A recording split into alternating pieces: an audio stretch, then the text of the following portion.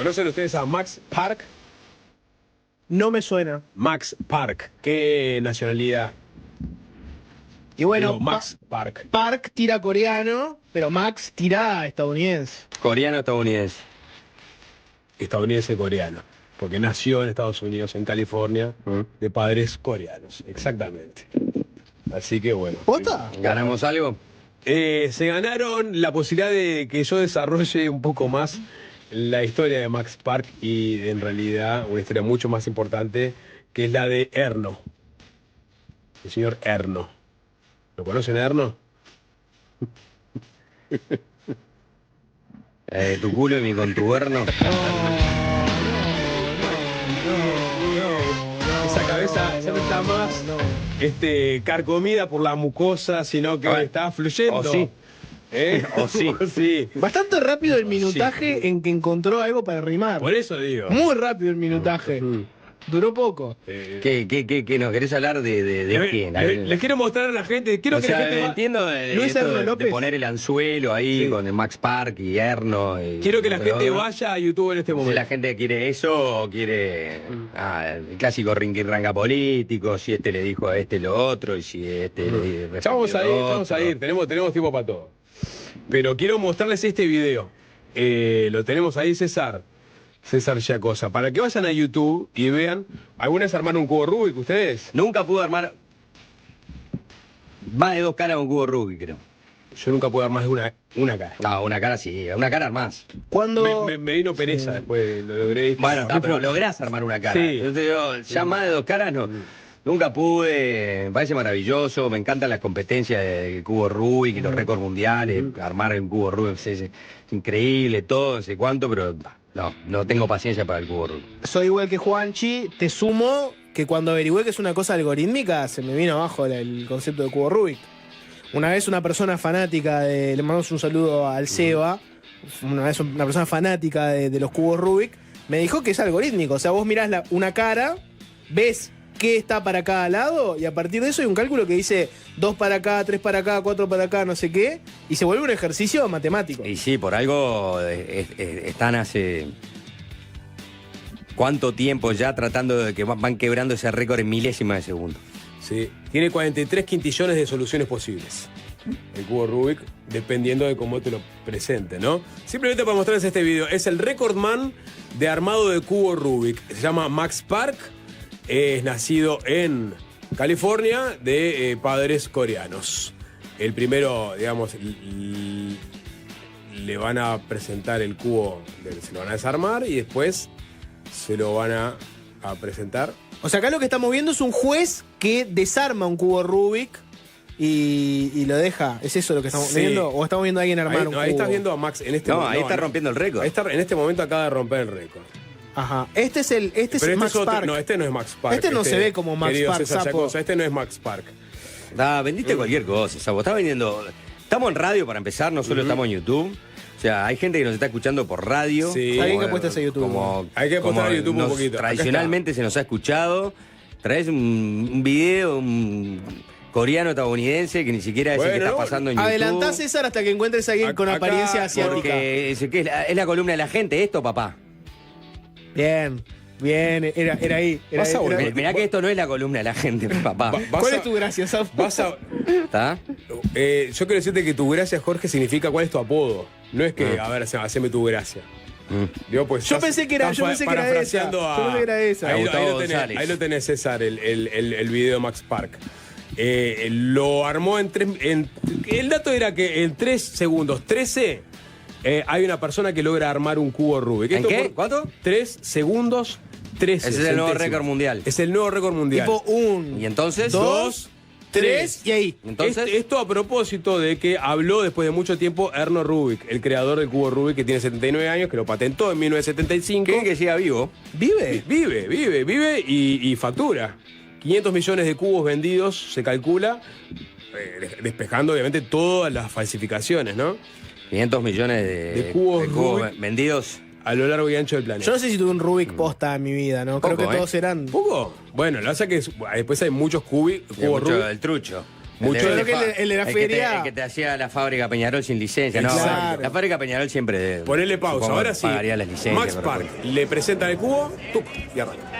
Primero lo mira, ve como ese, y ahí. Todavía no arrancó el tiempo. No, lo va a apoyar y ahí va a arrancar. Tiene la posibilidad de observarlo Ahí. y a ver si estoy pronto. 1, 2.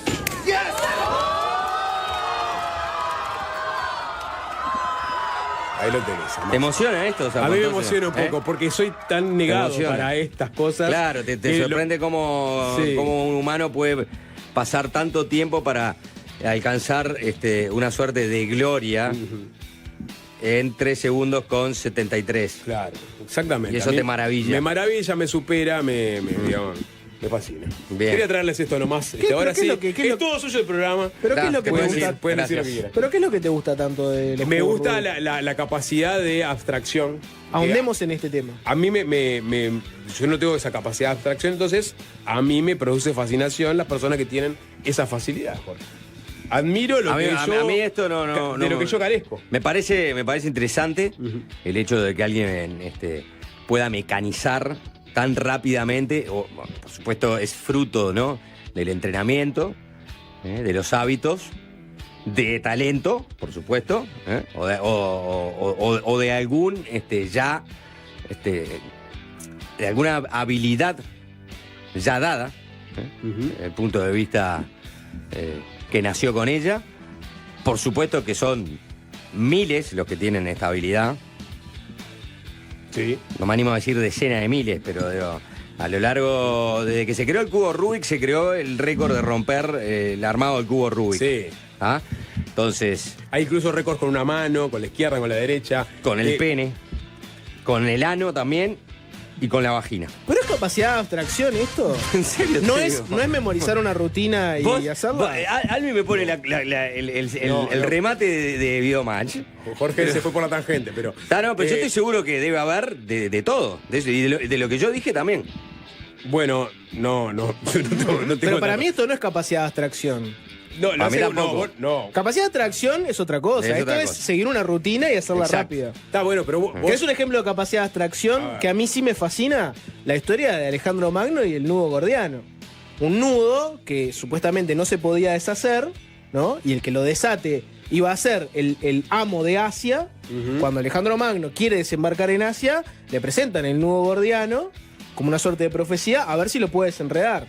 Y Alejandro Magno saca una espada y lo desata. Esa es capacidad de atracción, ver un problema, salir de lo que tenés enfrente y Y lo encontrar una corto forma de con- lo resolverlo. corto con un espadazo. Yo lo que digo es que la cantidad de, Pero pará, de hay posibles cierta vías para hay armarlo cierta capacidad. no hace que vos puedas memorizar todas las posibilidades. Claro, pero no es de Hay abstracción, hay porque no te estás capacidad- abstrayendo no, de hay algo. para mí es al revés, es capacidad de focalización. Eso, claro, ahí va, Juan. Es focalización, porque el tipo le presentan cómo le dejaron armado el cubo. No, pero la abstracción viene antes de la focalización. A lo que voy es, vos tenés que tener ciertas cualidades para poder no quieras manejar pelearla, te la ganó No, bien. Te la ganó bien. Con el nudo gordiano te la ganó bien. No, es lo, bueno. es lo que dice. ¿Qué hubiera hecho Alejandro Magno? Hubiera hecho lo que habían hecho todos los anteriores que quisieron desatar el nudo y ser los amos de Asia. Intentar ver cómo se desata el nudo. A ver si lo desato por acá. Alejandro Magno se abstrajo de todo eso y dijo, acá no hay que desatar nada. Pensó fuera de la caja, yo entiendo Claro, eso. Pero en el acá cubo Rubik saco vos una no espada y podés- corto el nudo. Mirá, ya te desaté el nudo. ¿Está desatado o no? Bueno, En el cubo acá- Rubik no puedes hacer eso. Vos no, tenés que acá armarlo, sí, sí. por eso digo capacidad de focalización, porque a un juez te arma, o te desarma, mejor dicho, ¿no? Te desarma el cubo A su antojo. a su antojo, ¿no? O a como le dé en determinados movimientos. Bueno, la persona que lo va a armar, cuando lo toma en sus manos, que tiene unos segundos para mirarlo, observa y dice, bueno, hay N cantidades de formas en que a veces el cubo queda desarmado, yo tengo que aplicarle la N tanto para tratar de volver a restablecer. Ahí es donde yo... Focalizar. A mí me supera la Focalizar. persona que pueda lograr comprender eso. Eso entiendo yo que es capacidad Focalizar rápido. de abstracción. Focalizar rápido. Esto está en N5, T4. Tac, tac, tac. Tum, gané. A mí me emocionan los jugadores de ajedrez que juegan 100 partidos a la vez. Los genios del ajedrez esos que tienen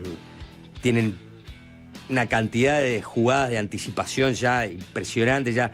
Y encima lo hacen con otros 100 jugadores a los que le van jugando al mismo tiempo. Eso me parece mucho más impactante que un robot armando un cubo Rubik. Sí, pero digo, visualmente, a mí por lo menos, es esa imagen de cómo lo tira y la emoción que genera alrededor. La emoción es Maradona eludiendo inglés. Adolescente, bueno. No vengas a exagerar acá con tu cubito de Rubik, con tu coreanito, con el cubito de Rubik. Bueno, vale, vamos a escuchar a Juanchi con la coyuntura nacional. A mí me parece... No tenés ganas de hablar de cubo Yo Rubik. no soy tan fanático como Sapo, no me emociona así fuerte, pero sí te diría lo siguiente. Me hace acordar mucho este coreano, a vos que te gusta la ciencia ficción, Sapo. Sí. ¿Te acordás de Dune, no? De Duna. Sí. Plantea un mundo en el futuro donde post inteligencia artificial la humanidad fue esclavizada por inteligencia artificial y deciden tener una yihad en contra de la inteligencia artificial. Se prohíbe crear una máquina que pueda pensar como un hombre. Y ahí entran los mentat, que son personas que tienen un entrenamiento mental para hacer cálculos rápidos, etc. Padecí la película de Lynch, Jorge. Hermosa película, la obra de Denis Villeneuve está mucho mejor. Este coreano me da esperanza de que todavía no nos ganaron del todo las máquinas. O sea, si se cae mañana internet, tenemos 3 o 4 coreanos que solucionan cosas.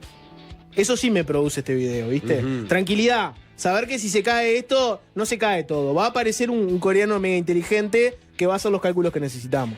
A mí me genera una fascinación mucho más rudimentaria que es ver una persona armando un cubo Rubik en 3 segundos. Sí.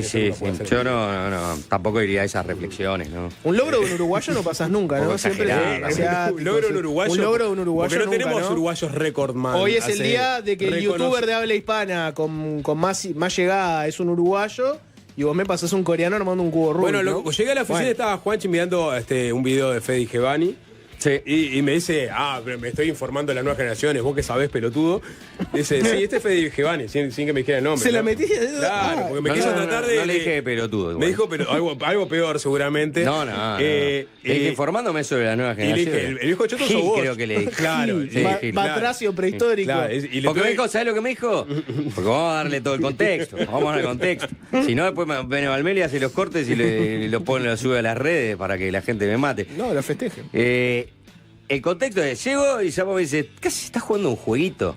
Y no, estaba iniciando uno de los tantos videos de este youtuber uruguayo que está instalado en México, ¿no?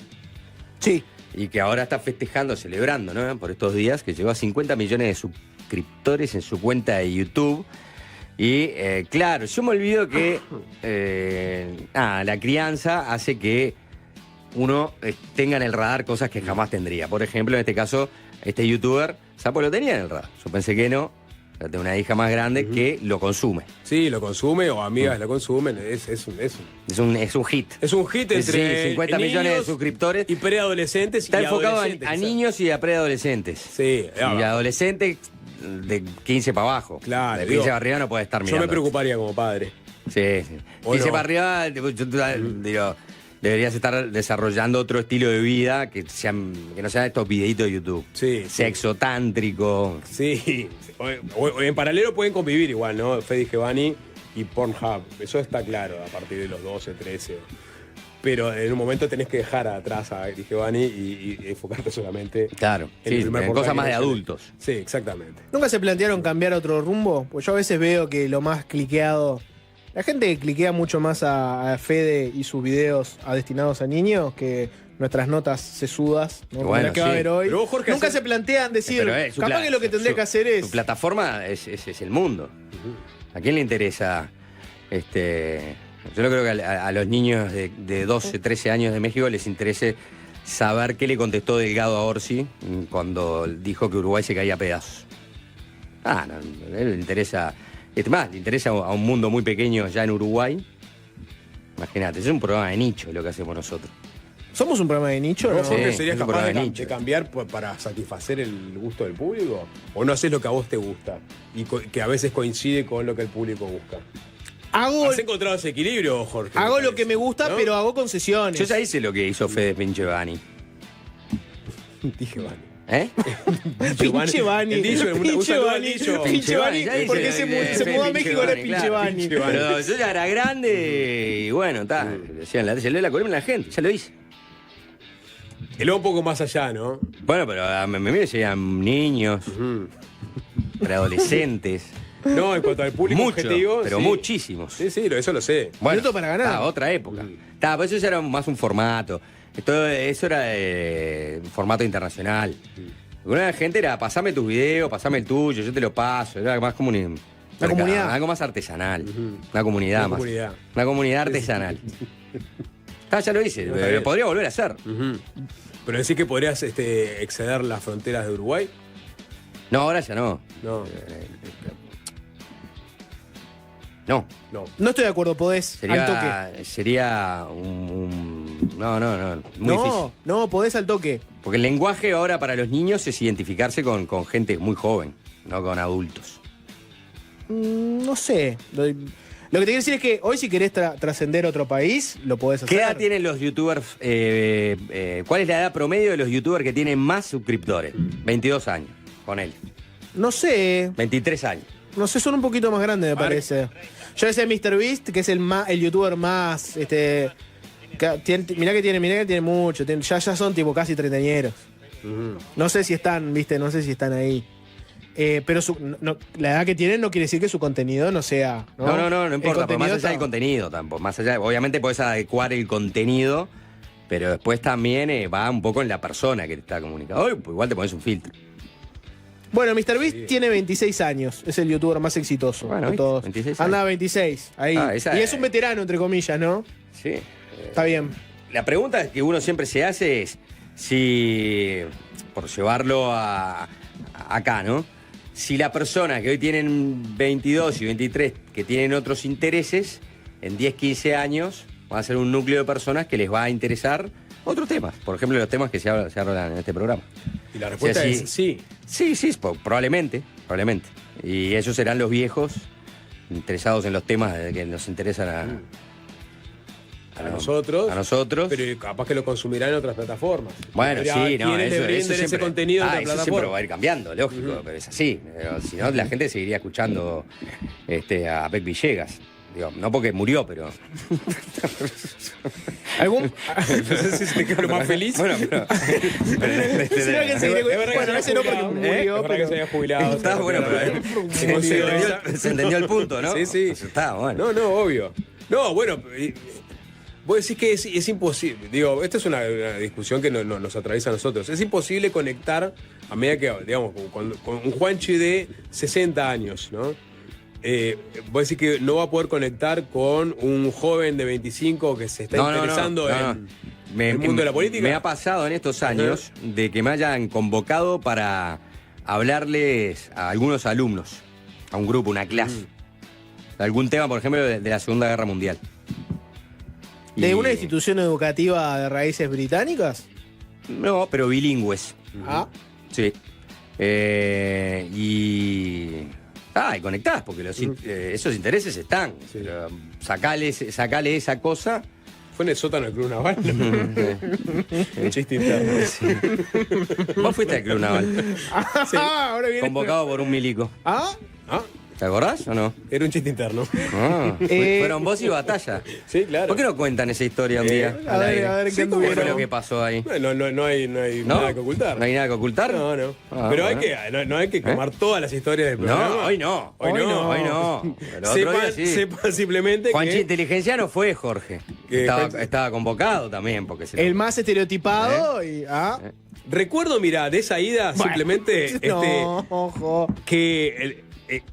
no voy a contar digamos, el nudo de la convocatoria, sino que nos llevaron a hacer un recorrido por las instalaciones del Club Naval. Sí, muy lindo el lugar. Y había unas... Con mucha historia, ¿no? Unos cuartos y que con pintadas como bastante desprolijas en las paredes de un idioma que desconocía por completo. Y le pregunto, ¿qué es esto? Dice, acá está hospedándose la selección sub-17 de Indonesia, que tenía en su momento un acuerdo con la AUF para jugar en una liga de inferiores acá y potenciar el fútbol de los indonesios y de esa forma ser competitivos en sus ligas. Nada, existió Indonesia Fútbol Club en un momento y se hospedó en el Club Naval. Pero bueno, conectar con gente más joven, sí. Eso es distinto a que después tengas un producto, vamos a decirle, cultural que sea de su interés.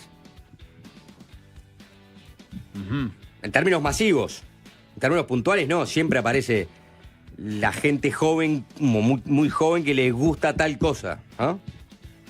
Le gusta, no sé, el rock de los 70. Sí, ahí me van a encontrar a mí en mi canal de YouTube. 63 años. Yo tengo un grupo ahí rodeado de vinilos. De guachines que le gusta el rock de los 70 y dice, no, mirá, yo sigo a este loco, Diego Sass. El sapo de los vinilos. Claro, el sapo de los vinilos. Que todos los jueves abre un vinilo nuevo de rock de los 70. Está muy bien porque te hace recomendaciones de bandas, yo sigo, después las busco en Spotify o en donde sea.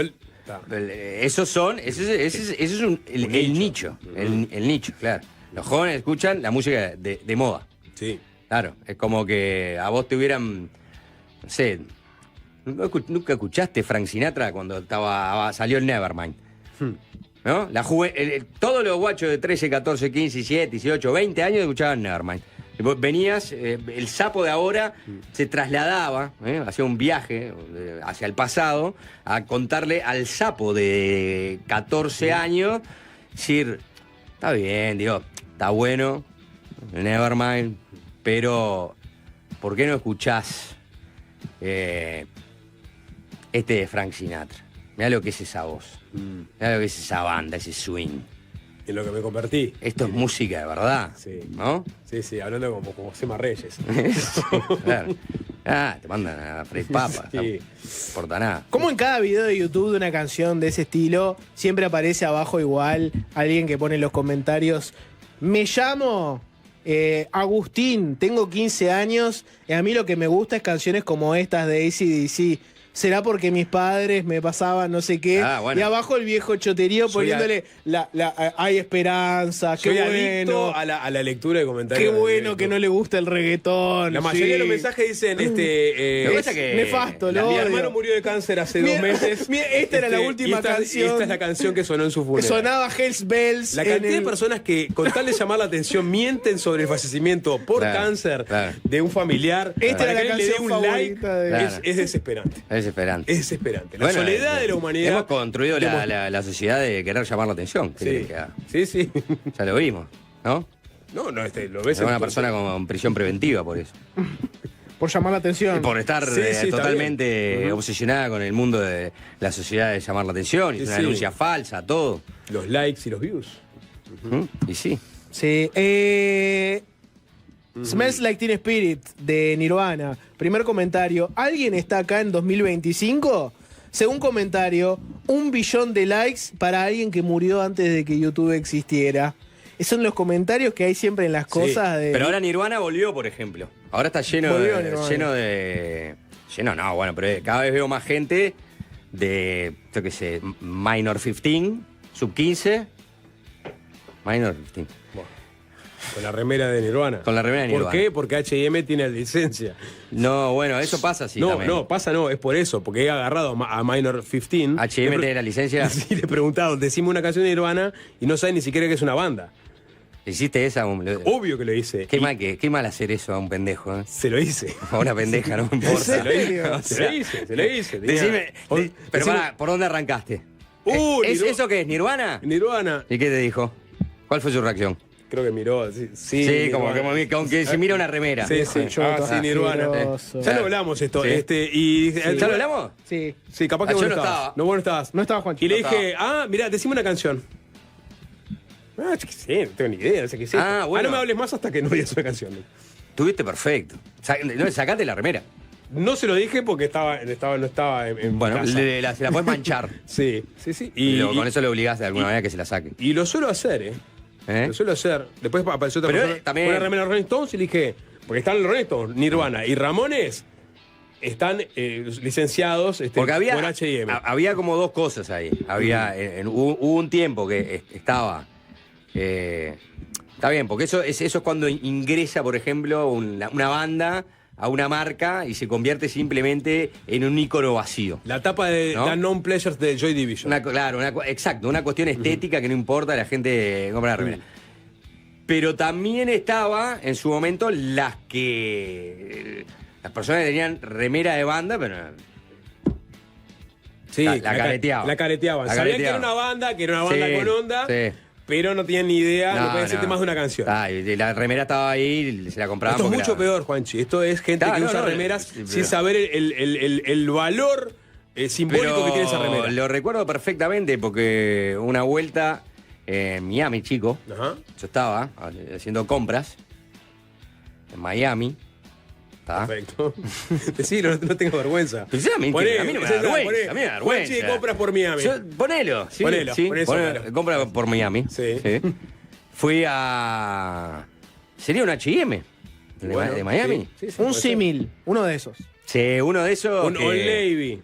No. Estoy H&M. hablando más de ese palo. Sí, sí. De los groseros. Que entrás y te llevas 5 vaqueros, jean, díganle como quieran, por $100. 5 por 100. Perfecto. Sí, sí. ¿No? H&M. 5 por 100.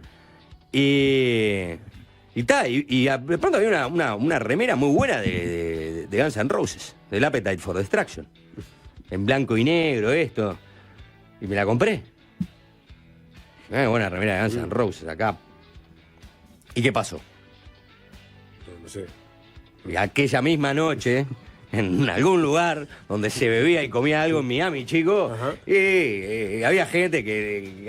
Conectaste. No, había gente que tenía esa remera. Ah. Y vos le mirabas, vos ya sabía que no tenía nada que ver, que era Richie Silver bailando salsa. Claro, por eso te digo, antes con la remera tú Pero ni conectabas. siquiera Richie Silver, un laburante bailando salsa. Era un código secreto. Vos caías en la remera y decías, escuchabas esa remera. Ahora es. Las remeras licenciadas. Licenciadas. Las bandas licenciadas. Vos decís entonces que no volvió Nirvana. No. Está facturando la familia. Me Kurt Cobain. parece muy bien. Es una banda absolutamente sobredimensionada. Lo tengo que pensar, el concepto ese. Vos Por lo lo pronto defi- tiene un gran logo. Eso seguro. Sí, Ese, tiene un gran logo. ¿no? Muy vendible, ¿no? Nirvana y la carita feliz esa. Tres discos y un escopetazo. Dejemos de reverenciar muertos. ¿Ah? ¿Qué pasa? Dejemos. Ya está. Busquemos referentes. Me matás la ilusión. ¿Eh? Me matás la Me matás la ilusión. ilusión. Una vida reverenciando. Busquemos a otro estos referente. ídolos rotos. Jaime Ross. Hoy vas a ir a ver a Jaime Ross. Voy a ver a Jaime Ross. Jaime Ross. Qué lindo. 70 años. Sí. 10 odres. Sí. Una obra inmaculada. ¿Eh? que. ¿No se pegó un escopetazo? No. No. Kurt Cobain, sí. Ah, bueno, está bien. Punto para Jaime. Sí, punto. Obviamente. Vamos a escuchar una banda bien de nicho, después nos metemos con la coyuntura. Dale. Bien de nicho, ¿eh? Década del 80. Dije no. ¿Qué nombre queda libre con D algo? No, ninguno. Bueno, entonces ponerle D 2 veces. DD. Son ingleses y esta canción se llama Honky Tonkin. Dejemos un rato la política nacional, la política doméstica, para dar una vueltita por el mundo. Podríamos arrancar por acá cerca nomás, por lo que puede llegar a pasar hoy de noche en Argentina. Gran expectativa, un Luna Park, a ver si lo llenan de libertarios, de libertarados, dirían otros, para la presentación del último libro de Javier Milei, que va a incluir un show en vivo de Javier Milei, con Alberto Dame el Berti line-up. Venegas Lynch en la batería, diputado por La Libertad Avanza. Joaquín Venegas Lynch, hermano de Berti Venegas Lynch, ambos hijos de Alberto Venegas Lynch, el liberal mentor de Milei en el liberalismo autóctono, el vernáculo en Argentina, y Marcelo Duclos en bajo, y bueno, se espera que cante Panic Show de La Renga. Milei, aparte de la presentación del libro, va a estar acompañado, creo que por el propio vocero presidencial, por Manuel Adorni y por José Luis Espert, diputado. Bueno, todo esto en el marco del conflicto que ha desatado Milei después de haber pasado por el meeting de Vox en España con el gobierno español entre ambos estados, con el hecho de que se retire la embajadora de España de Argentina. Bueno, todo para también tapar frentes internos, ¿no? Porque le sirvió a ambos. Digo, a Pedro Sánchez le sirvió este asunto de las críticas que le hizo Milei a su esposa y a sí mismo, a su persona, y a Milei también le sirvió para efecto distractor de los problemas que tiene ahora en este momento dentro de la Argentina. Pero en España ya están hablando de otra cosa. ¿Y de qué están hablando en España? De lo que anunció el jefe del gobierno español, Pedro Sánchez, hoy en el Congreso de España, que es, bueno, un hito histórico. El reconocimiento, que se espera esto sea el próximo 28 de mayo en el Congreso español, del gobierno español y del Estado español, del Estado de Palestina, es decir, de los dos estados, del Estado de Israel, pero también del Estado de Palestina. Es decir, no lo reconocía España, no lo reconocía España, no lo reconocía Irlanda, no lo reconocía Noruega, no lo reconocía prácticamente nadie en Europa, salvo Suecia, que sí reconoce el Estado palestino. Bueno, es una movida muy interesante por parte de Pedro Sánchez, que busca, ¿no?, parapetarse como un líder fuerte en Europa y sobre todo un líder identificado con la izquierda europea. Bueno, convenció también, o en conjunto con el gobierno de Irlanda y con el gobierno de Noruega, son 3 países que se propusieron cambiar la pisada de la política exterior de Europa y reconocer al Estado palestino. Eso lo anunció en el Congreso y tuvo, por ejemplo, la respuesta inmediata del líder de la oposición, del Partido Popular, de Albert Núñez Feijóo, que lo encaró de esta manera a Sánchez. De todos, y en esto también. Pero por eso me veo obligado a pedirle que no utilice este asunto a la ligera. Lo hago en primer lugar con la autoridad de haber sido mucho más leal en política exterior de cualquiera de sus socios, incluso de los que se sientan en el Consejo de Ministros. Y lo hago en segundo lugar con el aval de las entidades que trabajan sobre el terreno, con las que me reuní hace apenas unos días y concretamos realmente lo prioritario. Estamos hablando de vidas humanas, de vidas inocentes, palestinas e israelíes. Y por ello la prioridad es entregar los rehenes, el alto el fuego, la ayuda humanitaria y evitar que se recrudezca la escalada. Y una vez conseguido esto, señoría, hablemos de una solución de paz y convivencia duradera, de 2 estados democráticos y de liberar a Palestina de Hamás.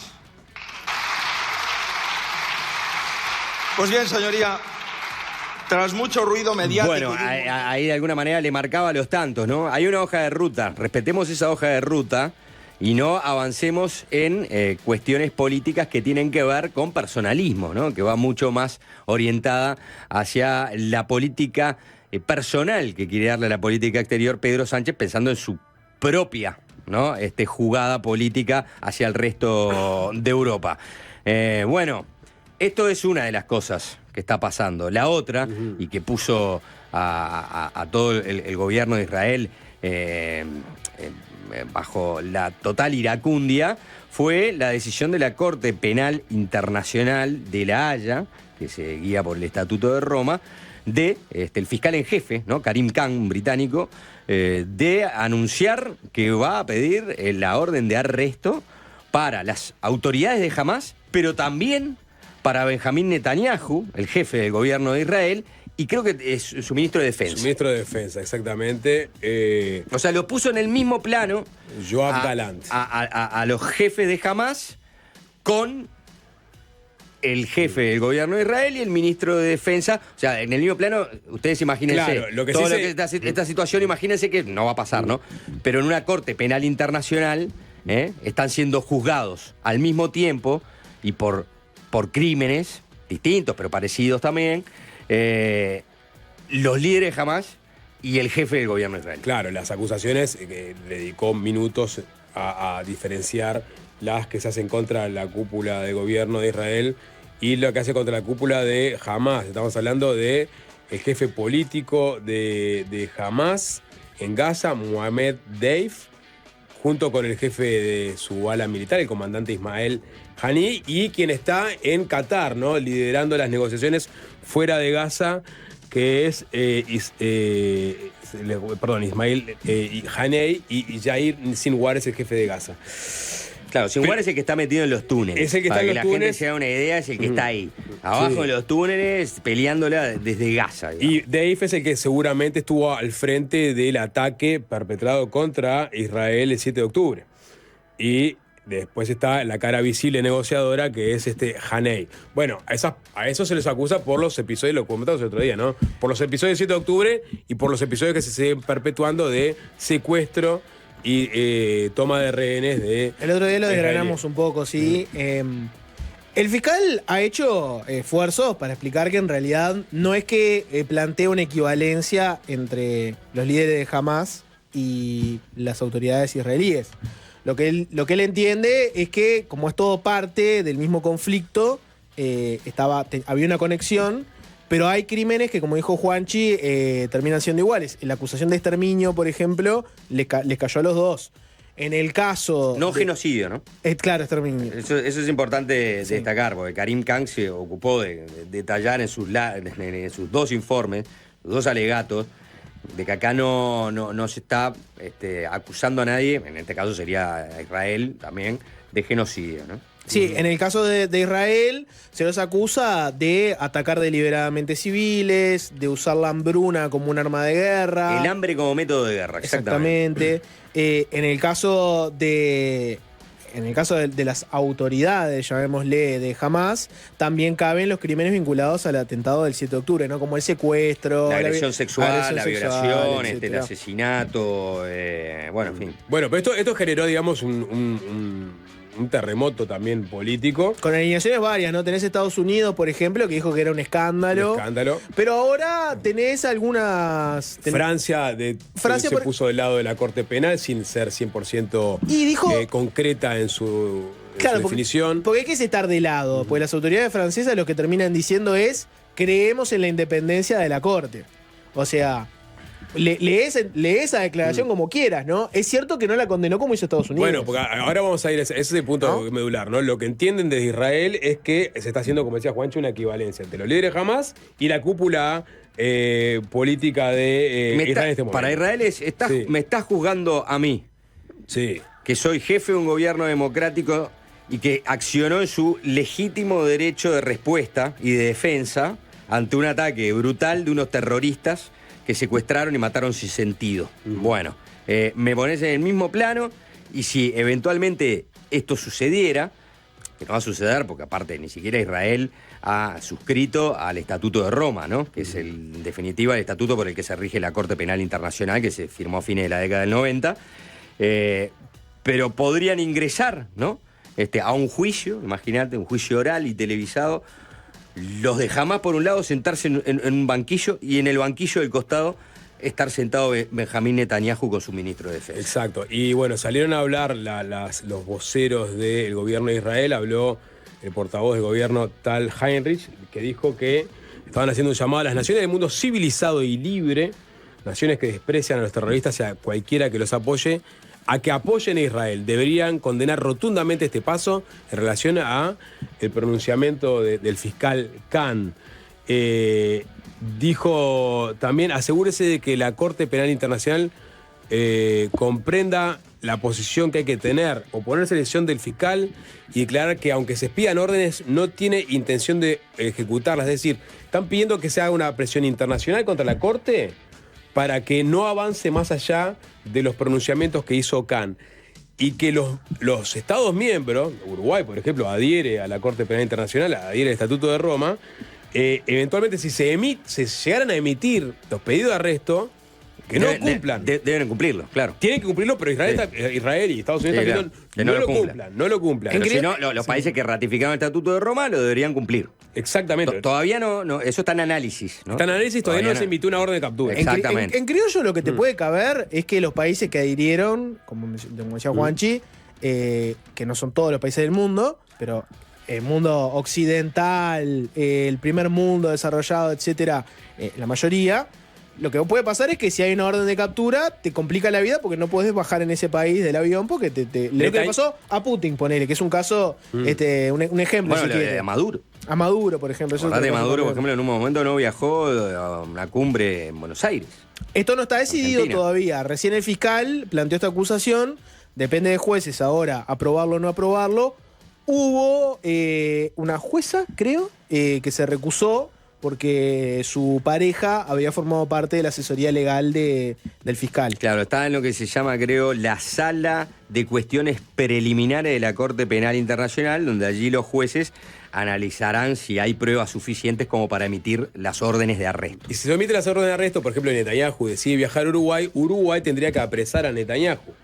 Y Uruguay y los otros 124 estados que adhieren a la Corte, no así China, ni Rusia, ni Estados Unidos, ni Israel. Te restringe un poco las posibilidades de viajar. De hecho, le preguntaron al portavoz, bueno, ¿tiene pensado viajar estos dos funcionarios, Netanyahu y Galán? No, por el momento no, por más que ni siquiera hay una orden de arresto emitida no formalmente, claro. ¿No? Sí. Pero lo que es cierto es que monta presión extra sobre la presión ya existente del accionar de Israel después de los atentados del 7 de octubre.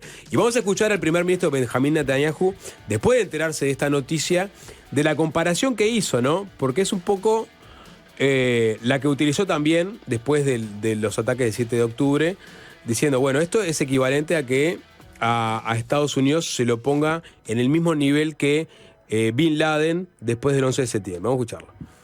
Creating a false symmetry between the democratically elected leaders of Israel and the terrorist chieftains. That's like saying after 9/11, well, I'm issuing arrest warrants for George Bush, but also for Bin Laden. Or after in World War II, well, I'm issuing arrest warrants for FDR, but also for Hitler. It's a hit job. It's not serious. He's out to defame Israel, and he's also pouring gasoline on the fires of anti-Semitism that are spreading around the world. Because bueno, ahí está, para los que no entienden, dijo por un lado, eso que comentaba, ¿no? Claro. Es como haber pedido después del ataque de 11 de septiembre y las acciones que vinieron de Estados Unidos, pedir pedido de arresto para Bush y para Bin Laden, ¿no? O en la haber Segunda pedido Guerra Mundial a Roosevelt y a Hitler. O sea, es FDR, dijo. FDA. FDA, Franklin Delano Roosevelt. FDR. Esa es, digamos, la analogía que utilizó Benjamín Netanyahu para decir que esto es una absoluta aberración, es echarle gasolina a el asunto y es también azuzar el antisemitismo creciente que está viviendo en el este juez británico de 54 años, ¿no? Es bueno después de discutir la analogía utilizada por Me muero por discutir, esa analogía. Karim Khan ha señalado, ¿no? Las cosas que ya mencionó Jorge, ¿no? Que bueno, que Israel ha utilizado el hambre como método de guerra en el sentido de que él entiende que hay ya pruebas abundantes como para establecer que Israel ha cerrado rutas hacia Gaza e interrumpido el suministro de ayuda humanitaria, que al principio de la guerra los ministros israelíes también dejaron claro en público su intención de imponer un asedio total a Gaza. Khan ha optado por centrarse en estas tácticas de guerra en lugar, ¿no? Por ejemplo, de los bombardeos de zonas civiles, ¿no?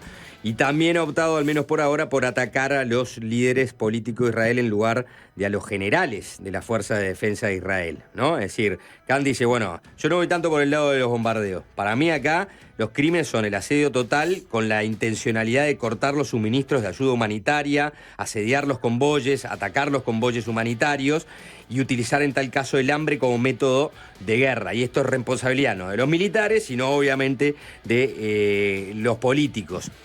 Y en ese sentido, vos decías, Sapo, esto muestra un poco cómo hay una presión internacional hacia Israel por las actuaciones militares en Gaza, que también esto a la vez desactiva algunas. Porque, por ejemplo, Biden venía suspendiendo suministro militar para Israel, tratando de presionar a Israel para, bueno, lleguen a un acuerdo, paren la guerra, ¿no? Hagan un alto al fuego. Y con esta definición de la Corte Penal Internacional, bueno, ahora Biden volvió a estar un poco del lado de Israel, ¿no? En el marco, aparte, de un contexto de año electoral en Estados Unidos que condiciona todas las actuaciones de los presidentes y los políticos. Y lo mismo pasó con la interna de Israel. O sea, el principal líder de la oposición israelí, que viene hace meses pidiendo la renuncia de Benjamín Netanyahu, dijo que esto era un disparate, ¿no? Que no se podía poner en el mismo plano a los terroristas de Hamas con el jefe del gobierno de Israel. Me muero por entrar en esa opinión.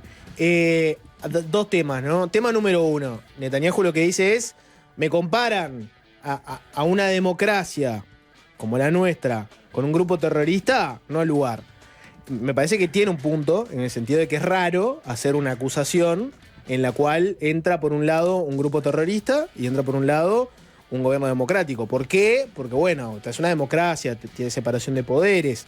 Uno entendería que si están cometiendo crímenes de guerra, no necesariamente tenés por qué ir derecho a la Corte Penal Internacional si tenés antes otros mecanismos.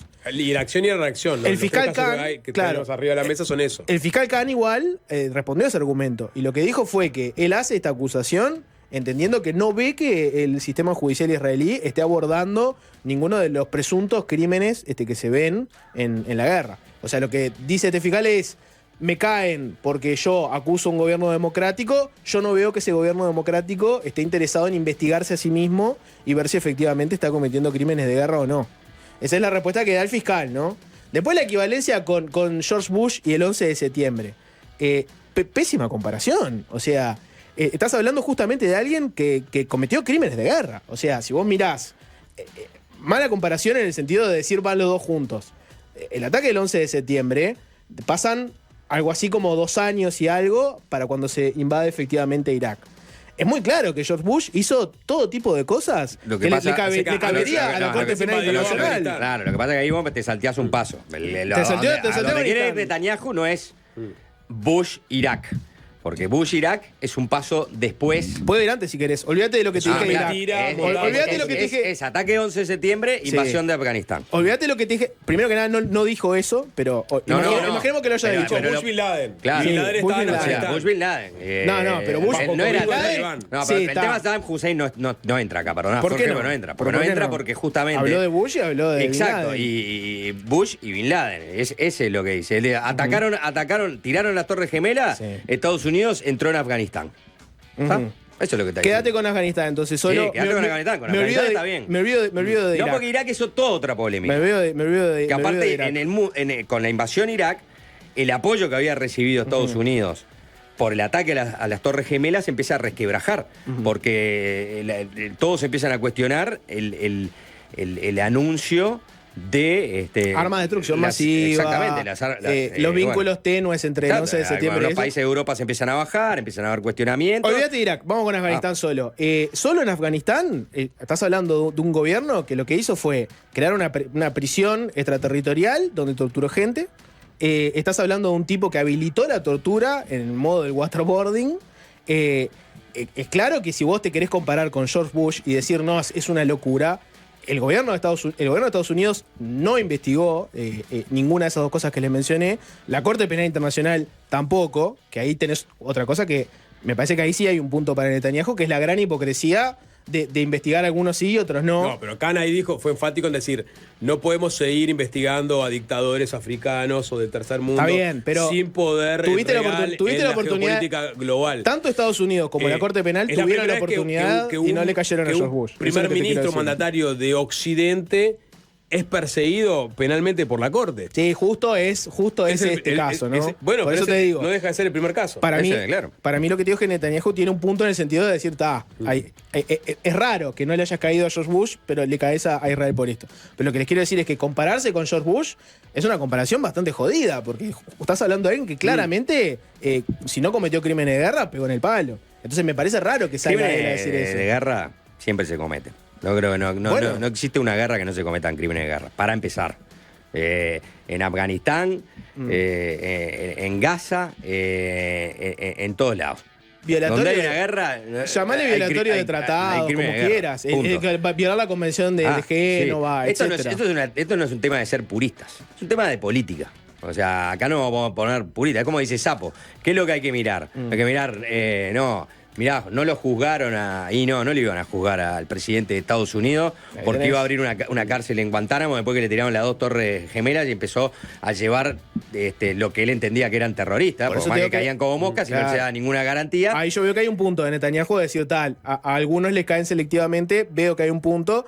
Compararse con George Bush y decir, no, es una locura meter a Bush y Bin Laden juntos. Bush es una persona que, no por ser un gobierno democrático, quiere decir que no se te haya que caer por posibles crímenes de guerra.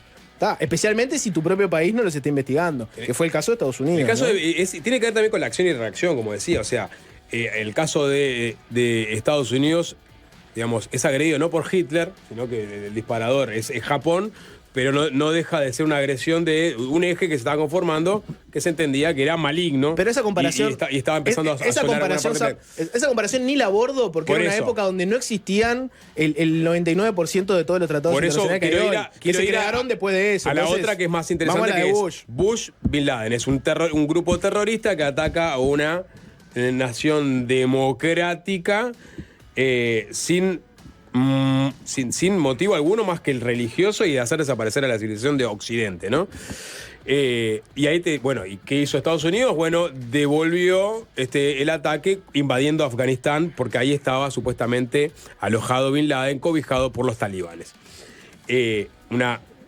Podemos hablar horas sobre si fue desmedida o no la acción que hizo Estados Unidos en Afganistán, el desastre que generó, que lo vimos cuando se fue hace poco la fuerza de ocupación y dejó un tendal de muertos, y el talibán volviendo nuevamente a ocupar puestos de poder. Pero no deja de ser un argumento válido a la hora de decir, estás poniendo en la misma bolsa una persona agredida por un grupo terrorista, ¿no?, que el terrorista que me agredió y que está sufriendo las consecuencias del ataque. El argumento lineal funciona. En el mismo sentido que lo quiere utilizar Netanyahu. Lo que cambia es la ambientación política. Eso es lo que cambia. O sea, hay una Europa, aparte sin un liderazgo muy claro, más allá de la independencia, pueda tener la Corte Penal Internacional y todo lo que quieras, pero también se mueve un poco en función de cuál es la ambientación que hay, ¿no?, política, en el torno, las presiones que hay. Hay una Europa que está mucho más predispuesta a soltarle ya hace tiempo la mano a Israel, cuando vio aparte que hasta el propio Estados Unidos y la administración Biden se la estaba soltando. Hasta que llega, obviamente, este anuncio de la Corte Penal Internacional del fiscal en jefe Karim Khan, y Estados Unidos vuelve 2 pasos para atrás diciendo, no, pará, esto es un disparate.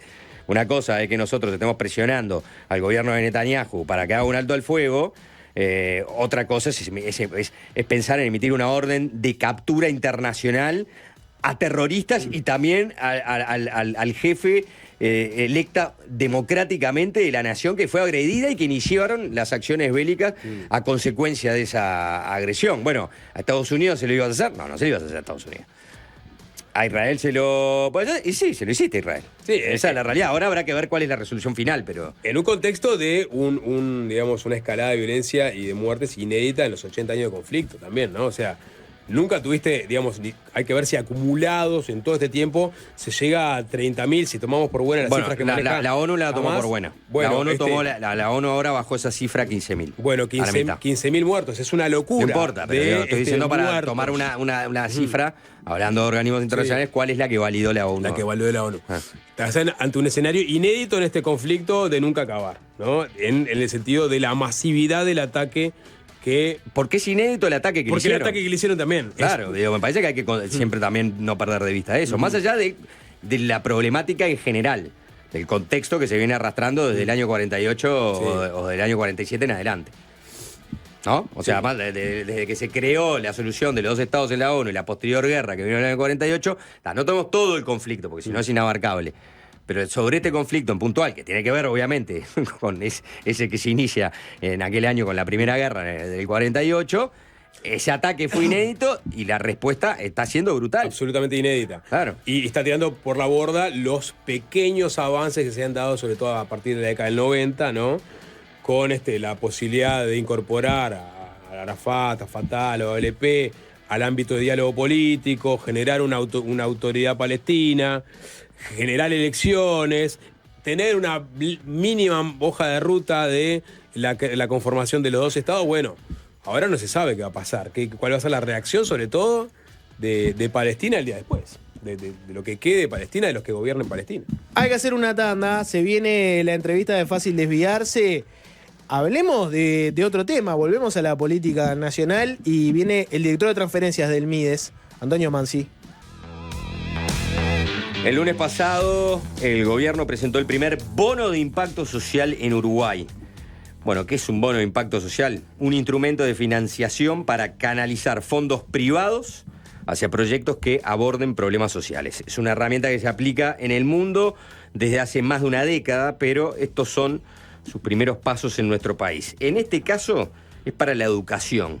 El plan piloto consiste en la creación de un fideicomiso de $600.000 para financiar durante 4 años los estudios de 50 jóvenes de contexto vulnerable.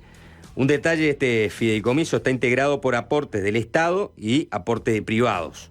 Un verificador independiente comprobará si se alcanzan ciertas metas educativas y en ese caso el Estado devolvería a los privados la inversión que volcaron. ¿Cuáles son los detalles de este plan piloto? Bueno, la idea es conversarlo ahora con el economista Antonio Mansi, director de transferencias y análisis de datos del Ministerio de Desarrollo Social. Antonio, bienvenido, ¿cómo estás? Muchas gracias, muy bien, y gracias por la invitación. Bueno, aparte de que nos estás volanteando ya en el arranque del programa, así que Mansi también está, ¿no?, en campaña política, forma parte del equipo del precandidato colorado Robert Silva, pero bueno, en este caso vamos a arrancar hablando de el bono de impacto social. Un tema que, como lo recordaste muy más temprano, Me acordé, sí. Fue quizás la primera nota que te hicimos a vos en Fácil Desviarse. Sí. A vos con Iturralde Y Nicolás Brenner. y Nicolás Grandes Brenner. amigos, sí. Y Nicolás Brenner, los tres habían vuelto a estudiar en Londres, ¿no? Becarios de Exactamente. Chiving. Becarios de Chiving. Recién habíamos vuelto hace un año capaz y nos hicieron esa nota para comentar un poquito de cómo venían las cosas por allá en el Reino Unido. Vos ahí fue que, digamos, incorporaste el concepto Exacto. del bono de impacto social, digamos, con otro nombre. Exacto, ahí fue donde me enteré de la existencia de este instrumento. Cuando estaba haciendo la maestría de políticas públicas, tenía que elegir un tema para la tesis. Y bueno, durante el curso me enteré de estos instrumentos, me pareció fascinante porque era un cambio de lógica en cómo los estados en general contratan servicios, y era esta mirada en el Estado solo paga cuando se alcanzan ciertos resultados. Y centré mi tesis en eso, en hacer una revisión sistemática de toda la información que hubiera sobre bonos de impacto social hasta ese momento. Y bueno, centré mi tesis en eso, me pareció fascinante, y a la vuelta estoy tratando de evangelizar para que salga, finalmente sale. ¿Cuál fue el que en su momento, de las experiencias que vos descubriste ahí en Inglaterra, alguna que te haya llamado la atención? A mí que me hayas llamó, incluido ahí en la tesis. Mira, la primera de todas me llamó mucho la atención, que fue la que da inicio a este tipo de instrumentos, que fue en el 2010, y se centró en la problemática de la reincidencia de jóvenes que los metían en la cárcel por un periodo menor a un año. Y unos tipos que estaban estudiando este tema veían que en promedio entraban y salían 7 veces de la cárcel. O sea, tenían esa puerta de giratoria donde el Estado no estaba haciendo un gran trabajo en la rehabilitación. Y además tenían entradas, más de 40 entradas en la comisaría. Un tema así muy complejo. Y lo que le plantearon al gobierno es, le dijeron, miren, esto no solo tiene un costo social para la persona y su familia, sino que para el Estado tenés el costo de la cárcel, la comida, los guardias, todo eso. Entonces le plantearon, si yo te puedo ofrecer un contrato donde vos solo me pagás si hago que se reduzca la reincidencia, vos me podés pagar con esos ahorros futuros. Y ahí fue que se arma este primer contrato entre el gobierno del Reino Unido, una asociación que juntaba varias organizaciones sociales en este tema, e inversores que fueron intermediados por Social Finance, para justamente hacer esto. Y el foco era, la ONG, esta ONG trataba a un grupo de X, no me acuerdo cuánto, de X privados de libertad, y veían si a lo largo de los años la tasa de reincidencia era menor que un grupo de control. Uh-huh. Y a medida que se iban cumpliendo esas metas, el Estado iba pagando. Entonces me pareció realmente fascinante ese ejemplo, y a partir de ahí ahora hay más de... Le pagaba resultado, digamos. Y le pagaba a las organizaciones, a la organización social, en definitiva, que estaba detrás de la gestión, y le pagaba a la vez a los fondos privados que fomentaron la inversión o promovieron la inversión en un principio. En realidad, los fondos privados financian de antemano a la organización social, sí, y la organización social hace lo suyo. La organización nunca pierde plata. La organización no pierde plata. Claro. Que arriesga arriesga es el inversor. La transferencia es del Estado al inversor, digamos. Exactamente. En base a resultados. En base a resultados. O sea, que el inversor privado tiene que confiar en que haya buenos resultados. Exactamente. Y O sea, de ese hecho, es el riesgo ese es el riesgo del inversor, del pero de inversor. hecho esa es la cosa que salta más en las evaluaciones de estos bonos, por lo menos al momento en que le hice yo, era el 2017.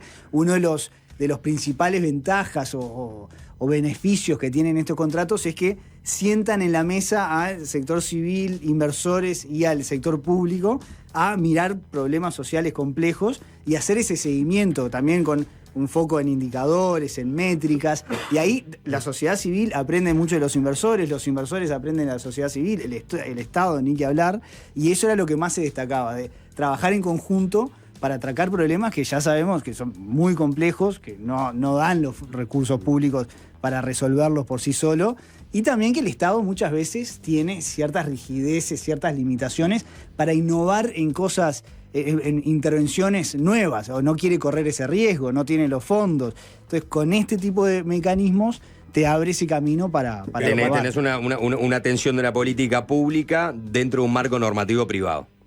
Dentro de una gestión privada con financiamiento privado. Pero O sea, para entender, financiamiento digamos, para ir, ahora vamos a venir al caso local que lanzaron, ¿no? En este caso, la organización social era la encargada de mitigar la reincidencia de ese grupo de ex reclusos, ¿no? Sí. Esa ONG era financiada por un fondo de inversión, un gestor privado, que ponía determinado dinero. De acuerdo a los resultados, es escalonado, o sea, si rescindían. No, era lo mismo si rescindían cero o rescindían una vez, o sea, lo que se le devolvía con intereses, me imagino también al inversor.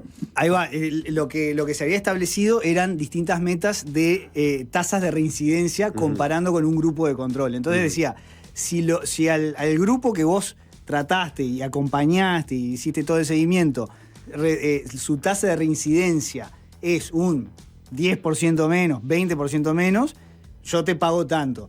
Ese era como el límite. Y si es más bajo, te pago un plus extra. Y si es menos, ahí no te pago. Entonces tenían distintos niveles y el bono iba el original iba a ser 7 años, donde iban viendo esto año a año.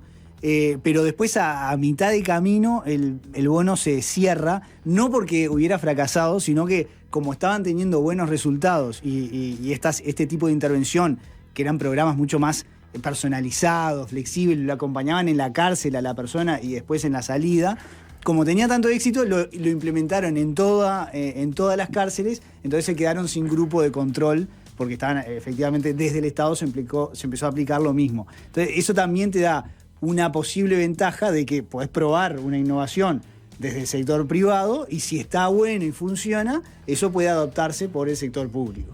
Y bueno, ahora sí, aterrizando al caso uruguayo recientemente lanzado, ustedes arrancan con una experiencia piloto que es con un centro educativo, que es el Ánima, ¿no? Correcto.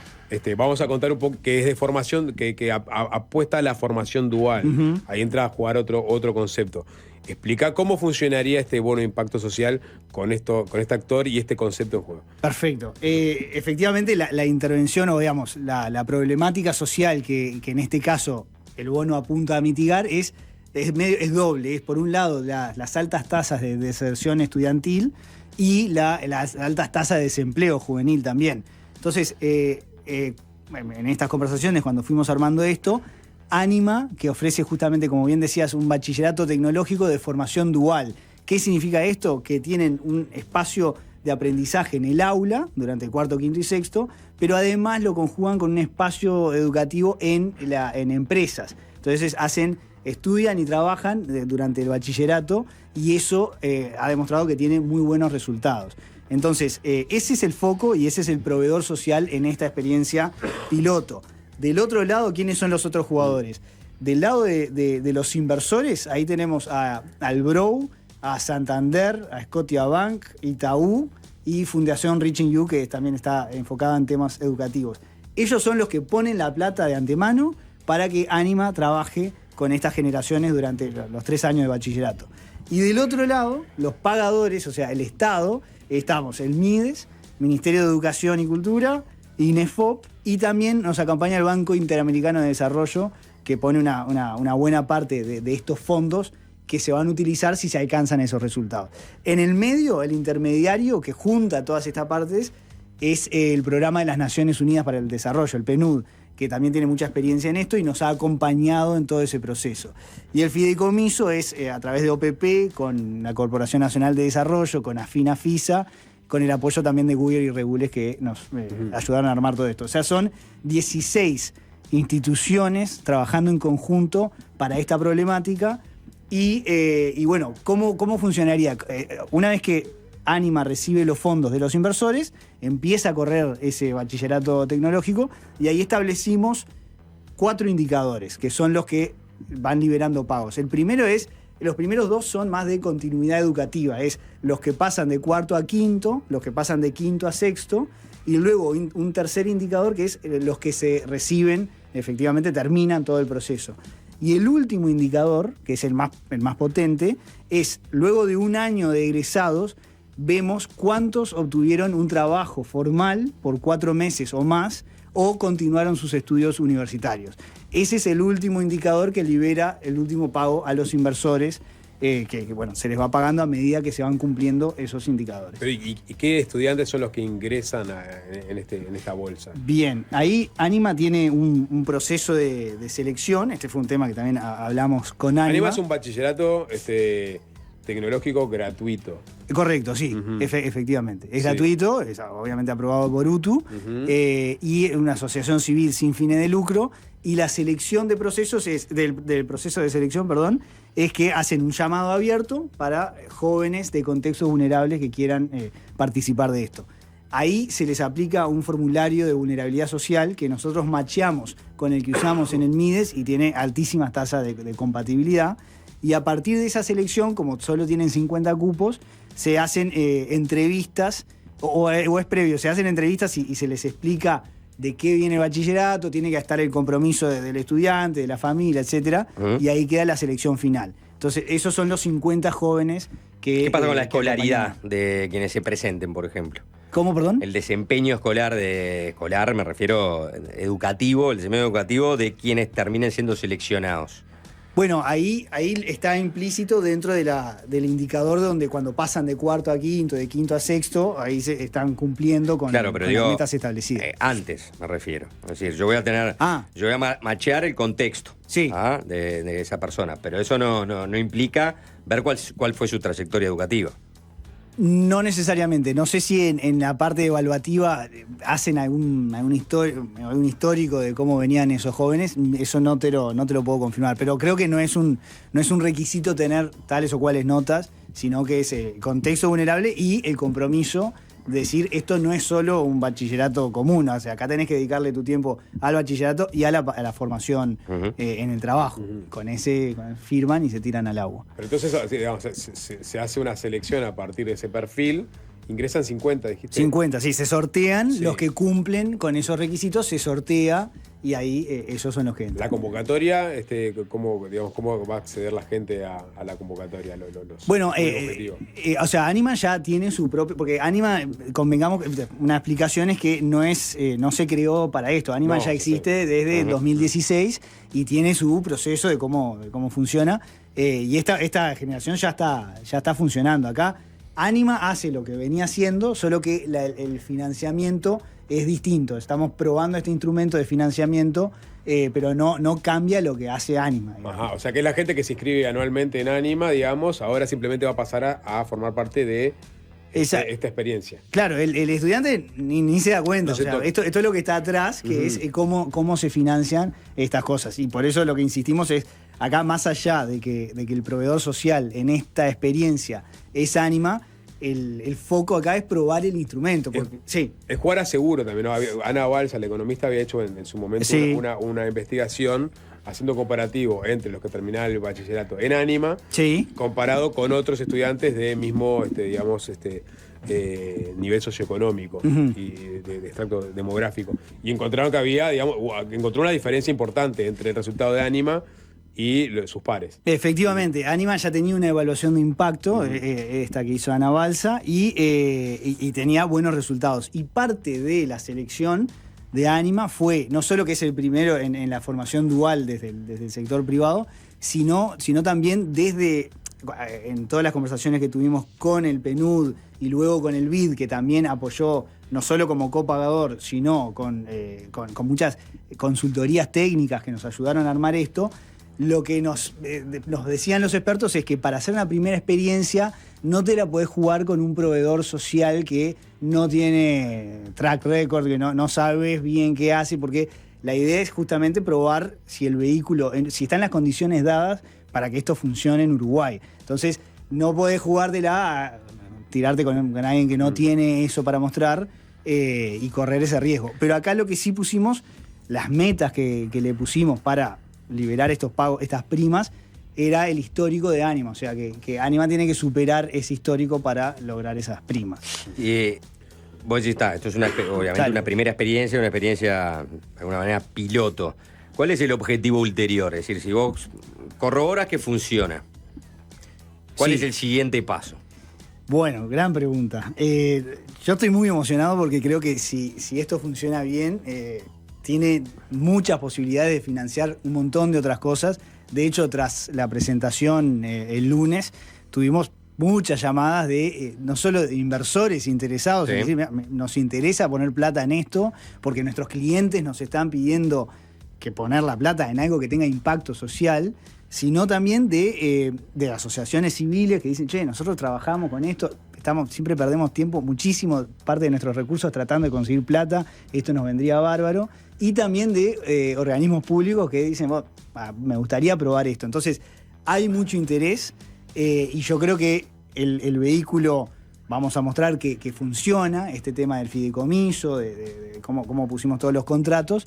Entonces, si hay interés y hay también fondos públicos que estamos dispuestos a reservar para eventualmente pagar por resultados, yo creo que se puede abrir una nueva línea de instrumentos que no son la panacea, no es que van a solucionar todos los problemas sociales en el mundo, pero te da una herramienta más para justamente innovar en problemas sociales complejos. Entonces, mi expectativa es que mostremos que esto da resultados, capaz que podemos encaminar un par más antes del cierre de la administración, pero naturalmente el que va a tener la definición es la próxima administración, que tiene que definir, que tiene que decidir si va a poner las fichas en esto. Si hay una continuidad de esto Exacto, o no. Exactamente. La pregunta, en parte ya la respondiste cuando hablamos de la experiencia que vos conociste en el Reino Unido. Pero, ¿cuál sería la ventaja de que esos fondos públicos no se ejecuten de manera directa, es decir, sin intermediario? Bueno, la ventaja es que en este caso solo se ejecutan cuando ves los resultados. En cómo lo hacemos hoy en día, el Estado... Es una garantía de eficiencia. Exactamente, es mucho más eficiente y le transferís el riesgo a estos inversores privados, pero no solo eso, canalizás nuevos fondos de antemano para poder llevar adelante estos temas. Y por ejemplo, uno de los temas que sabemos que son muy complejos y se ha hecho muchísimo, pero obviamente es un tema difícil de atacar, es el tema de las personas en situación de calle, que es un tema que obviamente está en todas las grandes ciudades del mundo, habrán visto en San Francisco, en Londres, todo. Y en Londres justamente... ¿Es una excusa eso? No, para nada. Digo que es un problema complejo. No entramos en la fase del en toda la volanteo. parte. Pero en Londres justamente hay 2 o 3 bonos de impacto social que financian ONGs que trabajan con personas en situación de calle, con programas personalizados, con un seguimiento muy de cuerpo a cuerpo, y que justamente el Estado paga si y solo si esa persona luego deja de estar en situación de calle y logra su autonomía. Entonces me parece que ahí también hay una beta para probar. En el tema de la reinserción de personas privadas de libertad, sabemos que es un tema complejo también y que implica eso, mucho recurso y mucho cuerpo a cuerpo. Entonces ahí creemos que pueden ser útiles. ¿Cuál es el incentivo que tiene, no el inversor, que obviamente tiene un incentivo porque se cumplan las metas, sino la ONG en este caso, o el centro educativo Anima, de superar sus propios resultados, sabiendo que, de alguna forma ya tiene garantizado el apoyo económico? Bueno, yo creo que el incentivo más que nada es reputacional. Es decir, yo quiero que esto salga bien, porque si los inversores logran recuperar su dinero y además un plus, lo que muchas veces se ve es que estos inversores reciclan esos fondos en nuevas intervenciones, o mismo otra serie de este mismo bono.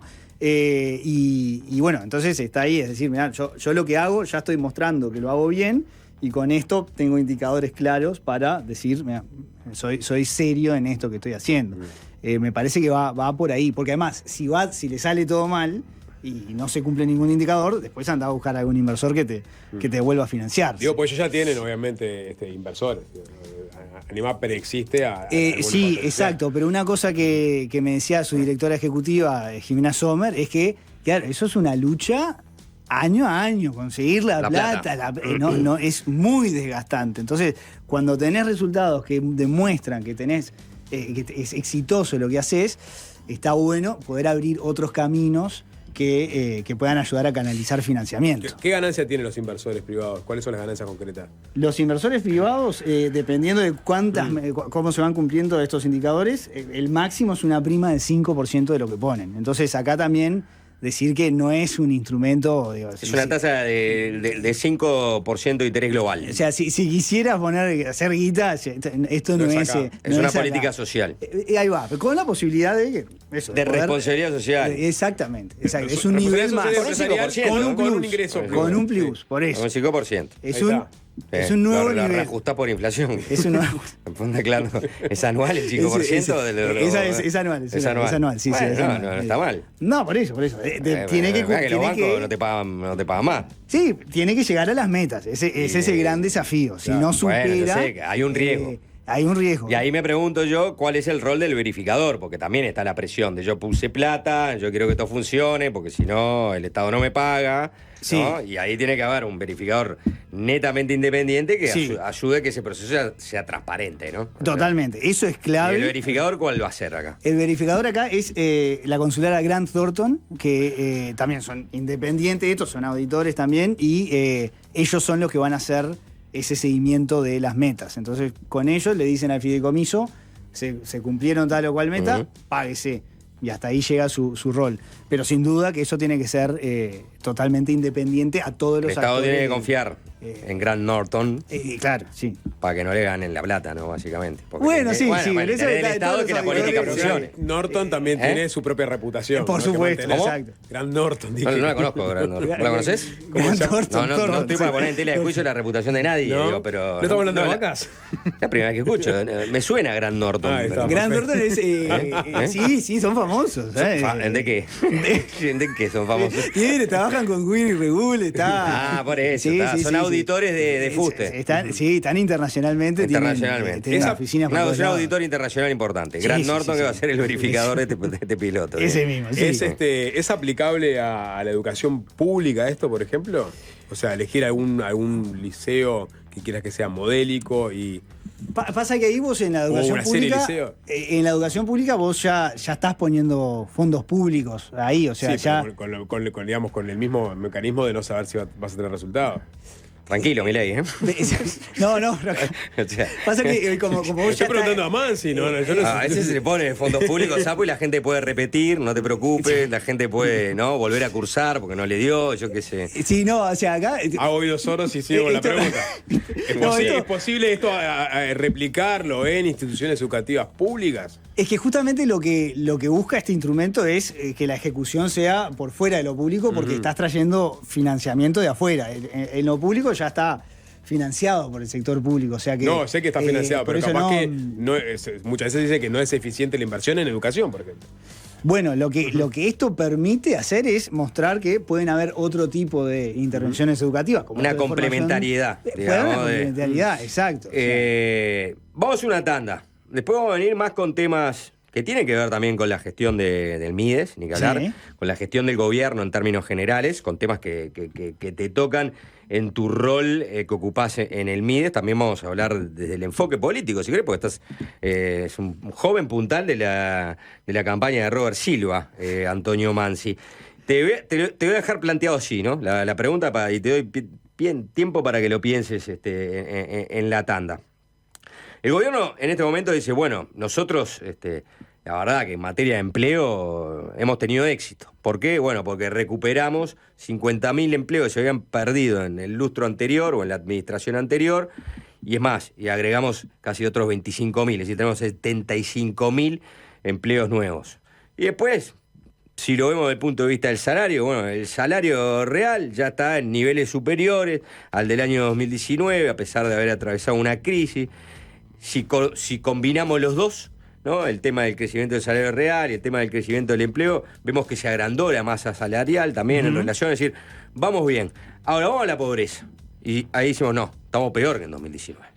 Entonces, la economía creció, se recuperó, el empleo se recuperó bastante más de lo que uno pensaba que se podía llegar a recuperar. El salario está recuperándose, el ingreso de los hogares. Sin embargo, quizá este gobierno cierre con más pobres que en el 2019. Entonces te dejo planteada la pregunta, ¿no? Y tuviste una discusión de esto con un colega, Mauricio Rosa, economista también, que decir que él entiende que ahí hay una falla del gobierno porque en función del gasto público, del crecimiento del PBI, estamos peor que en el 2019. Es decir, gastamos menos, el gasto público es menor al que el 2019. Y que esto es uno de los problemas para no generar mejores resultados en atender la problemática de la pobreza. Entonces, ¿el gobierno ganó en estos indicadores, pero falló en la pobreza? ¿Le faltó mayor sensibilidad? Ahí te dejo plantear la pregunta y me la contestás después de la tarde. Muy bien. Estamos conversando con Antonio Mansi, que es director de transferencias y análisis de datos del Ministerio de Desarrollo Social. La invitación es a partir de que, bueno, Uruguay presentó, el gobierno, mejor dicho, presentó el lunes pasado el primer bono de impacto social. Lo estuvimos describiendo en la primera parte de esta entrevista. Había quedado una pregunta planteada al final del cierre de ese primer bloque, donde íbamos a cambiar de tema en realidad, pero antes un apunte que querés hacer, Antonio, sobre el tema que hablamos en el primer bloque. Sí, mínimo apunte sobre la palabra bono, que siempre arranco, cuando me preguntan de esto, arranco diciendo que justamente no es un bono como lo que se suele pensar en el mercado financiero, ¿no? No es un bono que se vende en el mercado de valores y que tiene una tasa de interés fija y que te devuelve el principal. Eso en un punto, pero me gustaba solo hacer esta acotación de la similitud también con el bono verde que habrán escuchado, que sacó también el gobierno hace un año, un poco más, donde el Estado puede sacar un préstamo y la tasa de interés va bajando a medida que se van cumpliendo metas ambientales. Entonces esa lógica también está ahí atrás de inversores que ven con buenos ojos instrumentos que le permitan poner la plata en algo que tenga impacto social y o ambiental, para que su plata no solo tenga un rendimiento económico, sino también tenga ese impacto. Por eso hay tanto interés en esto y vemos que el ecosistema está floreciendo acá, así que ojalá podamos implementar mucho más. Solo quería aclarar ese punto, ¿no? Bueno, había quedado planteada la pregunta al final del primer bloque. Uruguay, en materia de crecimiento económico, después de la crisis que provocó la pandemia, si lo tomamos en relación al año 2019, para verlo en términos de administraciones, ¿no? De la actual administración en relación a la anterior administración, bueno, Uruguay ha crecido un 3,6% en relación a ese año, al 2019. La economía uruguaya, han crecido también las exportaciones, ha crecido la inversión, ha crecido también el empleo. Uruguay pasó de perder 50.000, poco más de 50.000 empleos durante el lustro que fue del 2015 al 2020, a recuperarlos y generar 30.000 o 37.000 empleos adicionales más. Ha logrado a partir de esto y a partir de bajar la inflación, recuperar el salario real y mejorar en definitiva el ingreso de los hogares o la masa salarial. Lo que no ha logrado es volver a los niveles de pobreza que teníamos en el año 2019. Es decir, al día de hoy hay más pobres en Uruguay de lo que había en el año 2019. ¿Falló ahí? ¿Ese es el gran talón de Aquiles del gobierno? No, yo no diría que falló, porque realmente hay que ver qué fue lo que sucedió en todo este periodo. Una de las cosas que a veces, tal vez de la oposición, medio que se deja un poco de lado en la discusión, son las varias crisis que tuvimos que enfrentar desde que asume esta administración. Ni que hablar, ya hemos hablado del tema de la pandemia y cómo ahí aumenta a su pico la pobreza, un 11,6%, pero enseguida el siguiente año empezamos a volver a revertir ese aumento, que de hecho, sea de paso, ya venía un mínimo aumento del 2018, 2019 y 2020 salta con con la pandemia. Pero no solo eso, sino también las demás cosas que tuvimos que enfrentar, como fue el aumento de precios a causa de la invasión de Rusia a Ucrania, que eso tiene un impacto, no es una cosa suelta, sino que el impacto de la inflación en los precios de la canasta básica de servicios, de alimentos y servicios, hace que la línea para superar, para no ser pobre, se corra más para arriba. Entonces, eso también fue un tema a enfrentar. La tercer crisis que tuvimos fue la peor sequía en la historia del Uruguay, por lo menos en los últimos 100 años. Y eso también implicó destinar gastos a otras cuestiones. Y también se puso mucha plata para el tema del agua y todo. Sí. Y por último, el tema de lo que fue la mega devaluación en Argentina, que complicó mucho los comercios de frontera y todo el impacto que eso tuvo. Entonces, en resumen, para mí, el hecho de que estemos de vuelta en los niveles pre-pandemia, más o menos, en ese núcleo duro, obviamente queremos seguir y queremos dejarla en cero, por supuesto. Todos estamos alineados de que hay que eliminar la pobreza, pero estamos frente a ese núcleo duro que durante muchos años, donde tuvimos bonanza económica, durante viento a favor, mayoría de parlamentarios y todo, no se logró terminar de penetrar ese núcleo duro. Y eso es lo que tenemos que creo que tenemos que dejar las cosas hechas para que en la próxima administración, toque quien le toque, se pueda realmente romper ese núcleo duro, que además es donde están los niños. Entiendo que ahí enumeres los contratiempos que pudo haber tenido la actual administración, ¿no? La pandemia, en fin, la guerra en Ucrania, la sequía, esa es más bien propia de Uruguay. O sea, pero las otras crisis también las atravesaron otros países de la región, ¿no? O sea, la pandemia la atravesaron todos, sí. La guerra en Ucrania le impactó a todos, algunos tendrán mayor reemplazo de los productos, sobre todo los que se vieron afectados por esa guerra.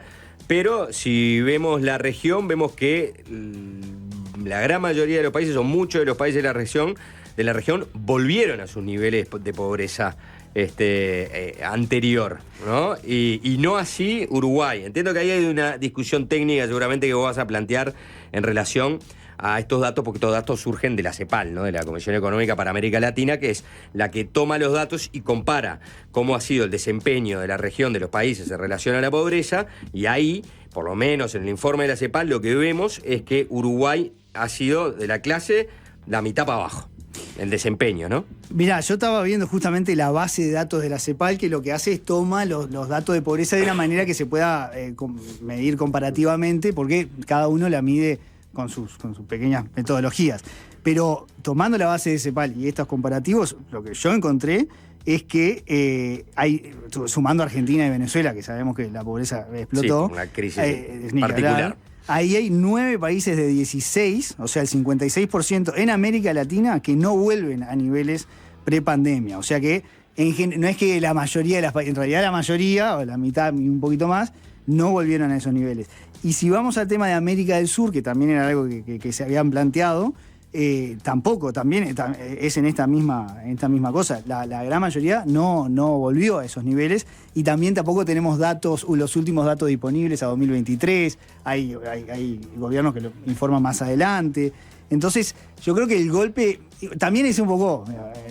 no digo inútil, pero esta discusión de comparativo de cómo estábamos con relación a los otros. Eso, o sea, el golpe fue duro para todos. Algunos pueden mostrar que tal vez la bajaron más, otros menos, pero sin duda que el golpe fue muy fuerte para todos.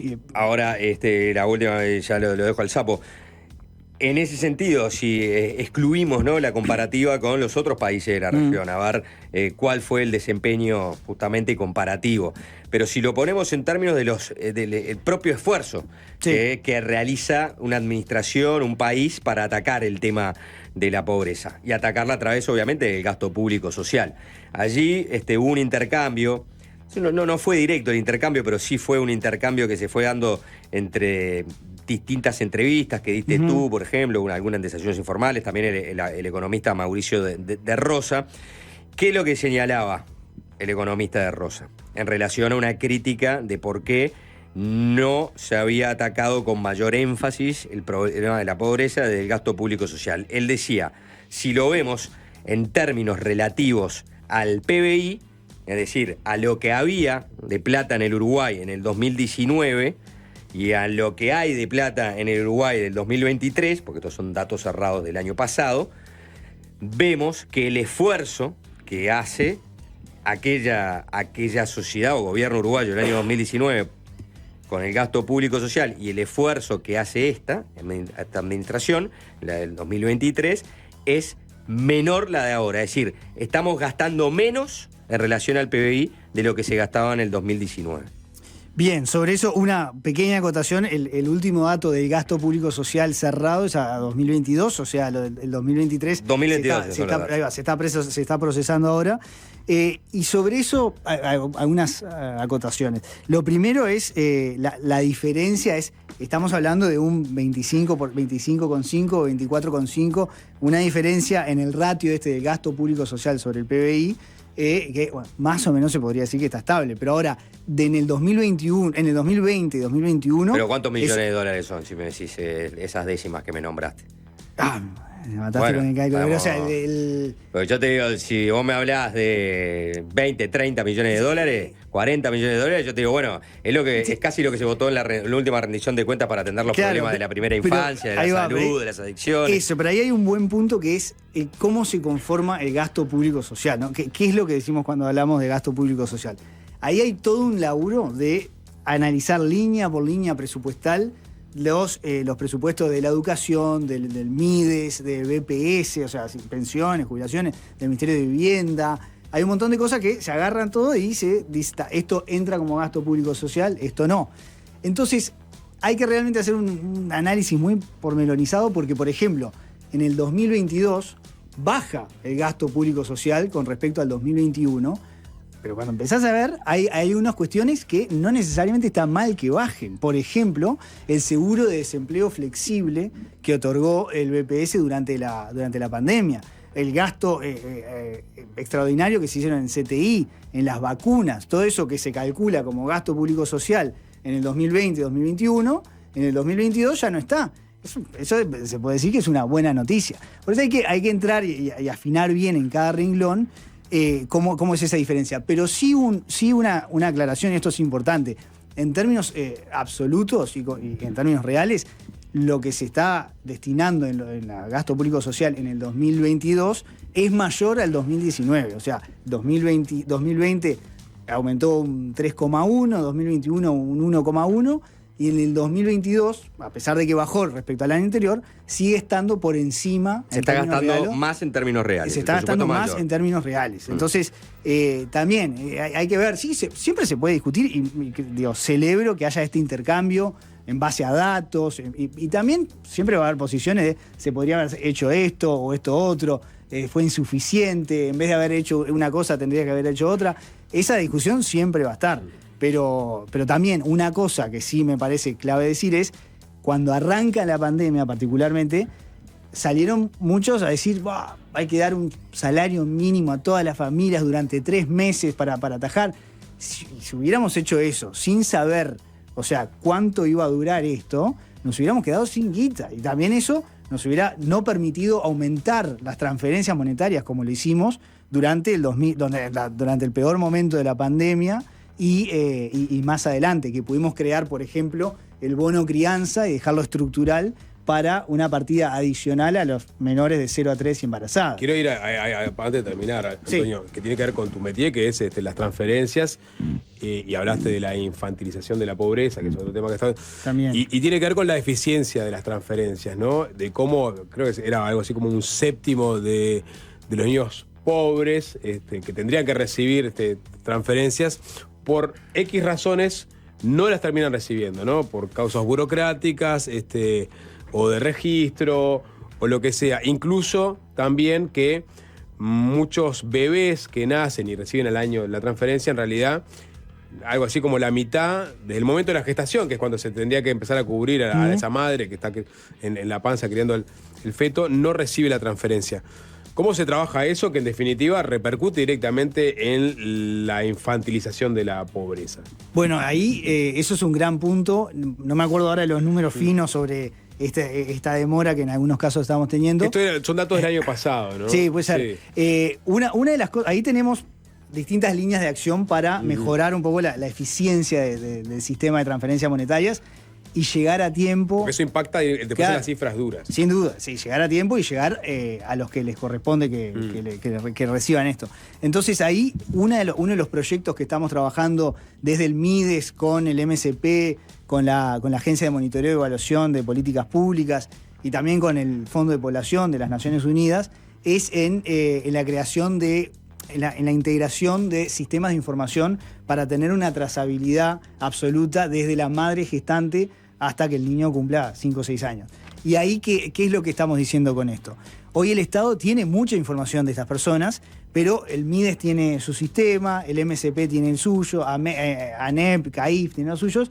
Estamos trabajando en la integración de estos sistemas, empezando con el sistema de información perinatal, que tiene la información de la madre desde el primer trimestre del embarazo, juntarlo con el sistema de integrado de información del área social, que es todas las prestaciones sociales que reciben las personas. Y con esto podemos ahí detectar dónde están esos agujeros de personas que deberíamos estar llegando y no estamos llegando, y bueno, eso, poder corregir esas falencias del sistema. Y antes de todo esto, como se está integrando recién ahora, también lo que se hizo con el programa de primera infancia fue poner técnicos dos técnicos sociales en las maternidades públicas de todo el país. Entonces, ahí no solo la persona que llega, no solo tiene ese diagnóstico sanitario, sino que también ya le hacemos el formulario de vulnerabilidad social y puede ingresar al sistema de transferencias. O sea que eso va a quedar pronto para el final de esta administración y en todo caso el próximo gobierno va a poder contar con esa herramienta. Sí, estamos confiados de que llegaremos y que el próximo gobierno va a tener ese sistema integrado de información para el seguimiento de madres gestantes y primera infancia, así como un sistema de transferencias monetarias más robusto. No hablamos también de la ventanilla única, que unimos los trámites con BPS y con MIDES para facilitar eso, más fortalecimiento en los equipos territoriales. Entonces, dejamos una base para que la próxima administración pueda continuar este camino y tener ese impacto que queremos todos en el núcleo duro de la pobreza. Bien, Antonio Mansi, director de Transferencia y Análisis de Datos del Ministerio de Desarrollo Social. Gracias por estos minutos. La próxima hablamos de la mancineta. Bien. ¿La vieron, no? ¿La vieron por ahí? Sí, la vimos. Muy bien, vamos arriba. Muchas gracias a ustedes. ¿Cómo andamos, Juan Manuel? Buenas, ¿cómo están?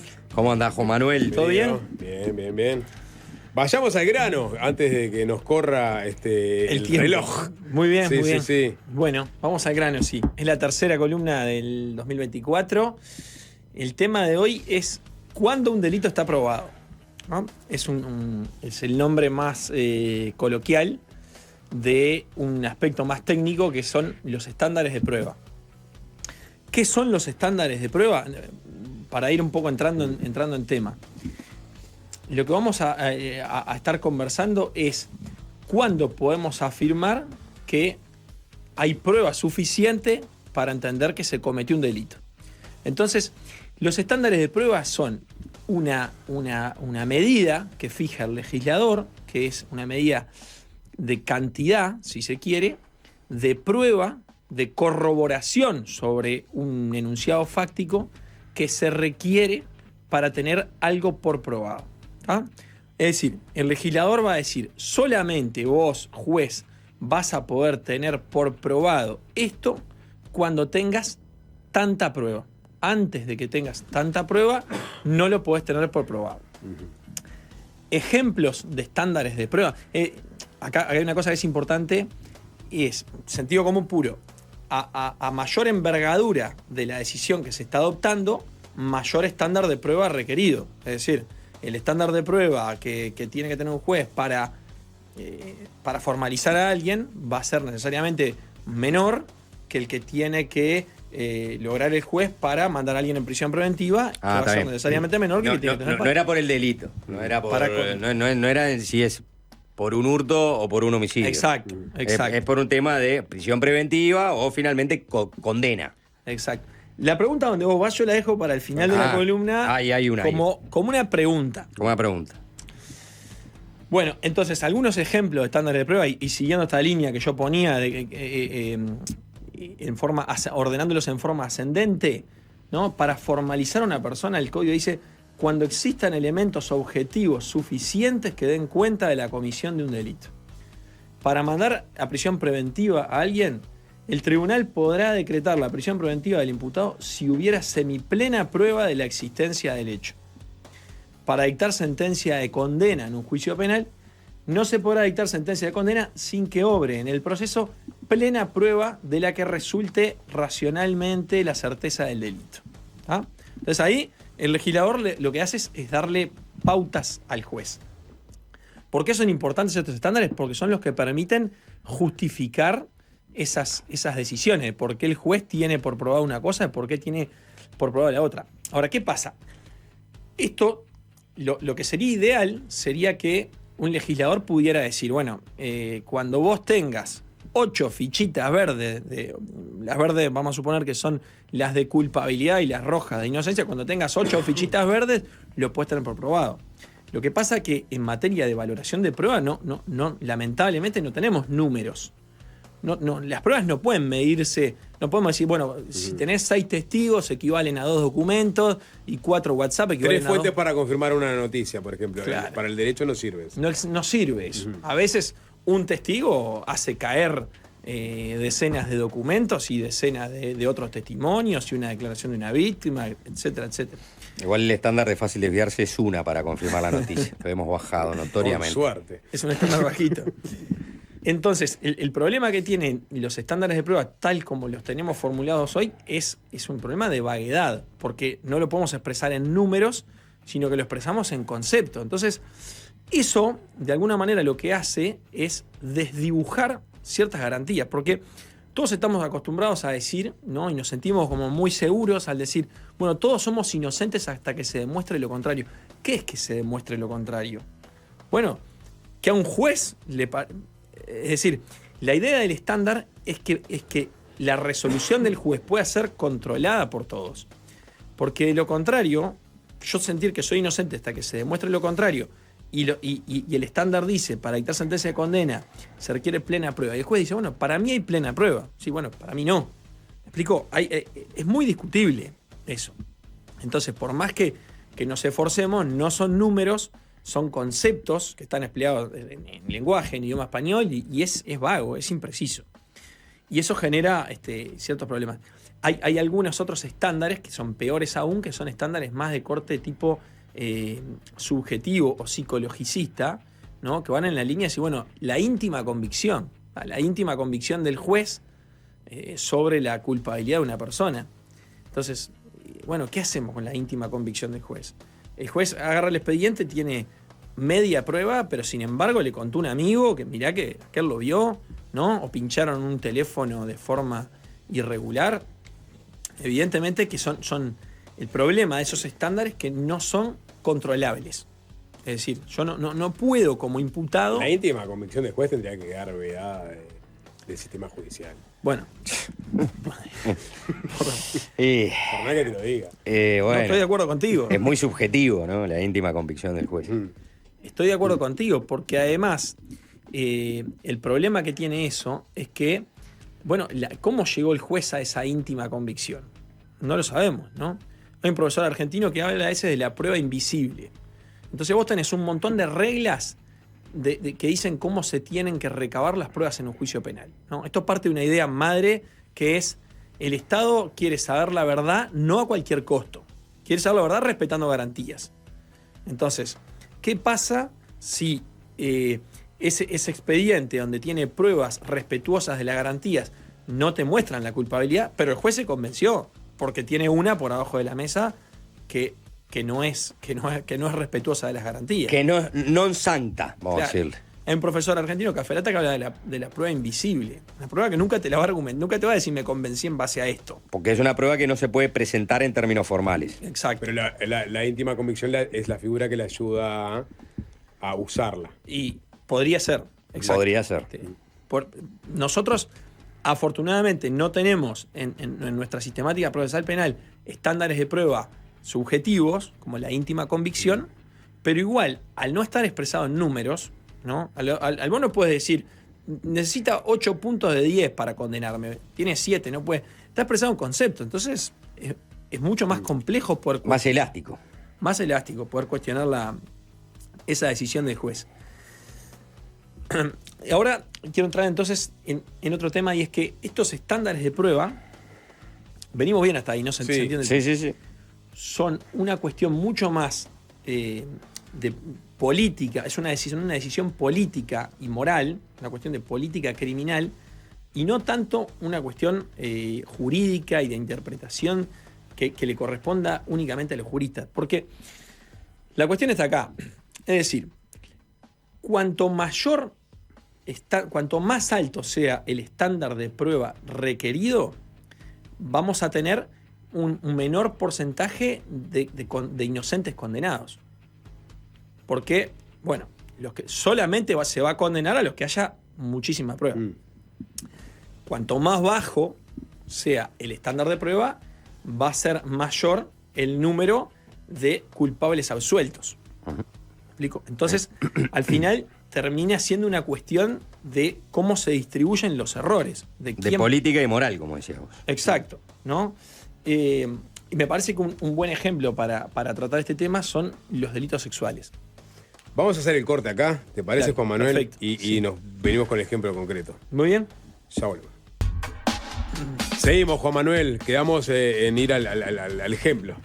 Bueno, entonces, yo les planteaba que un buen ejemplo para visualizarlo, esto de los estándares, se da con los delitos sexuales, ¿no? Que la particularidad que tiene este tipo de delitos es que normalmente ocurren en la oscuridad, por llamarlo de alguna manera, ¿no? Ocurren no a la vista de terceros, o sea, no ocurren frente a cámaras de seguridad, no ocurren frente a testigos, etc. Entonces, bueno, si uno exige mayor certeza para condenar, bueno, sabe que se va a quedar con un poco de impunidad, se va a quedar con autores de estos delitos que efectivamente ocurrieron y no los va a poder condenar. Si baja las pretensiones, si baja el estándar y se conforma solamente con denuncia, bueno, existen grandes chances de que condenen a inocentes, ¿no? O sea, la regla es clara.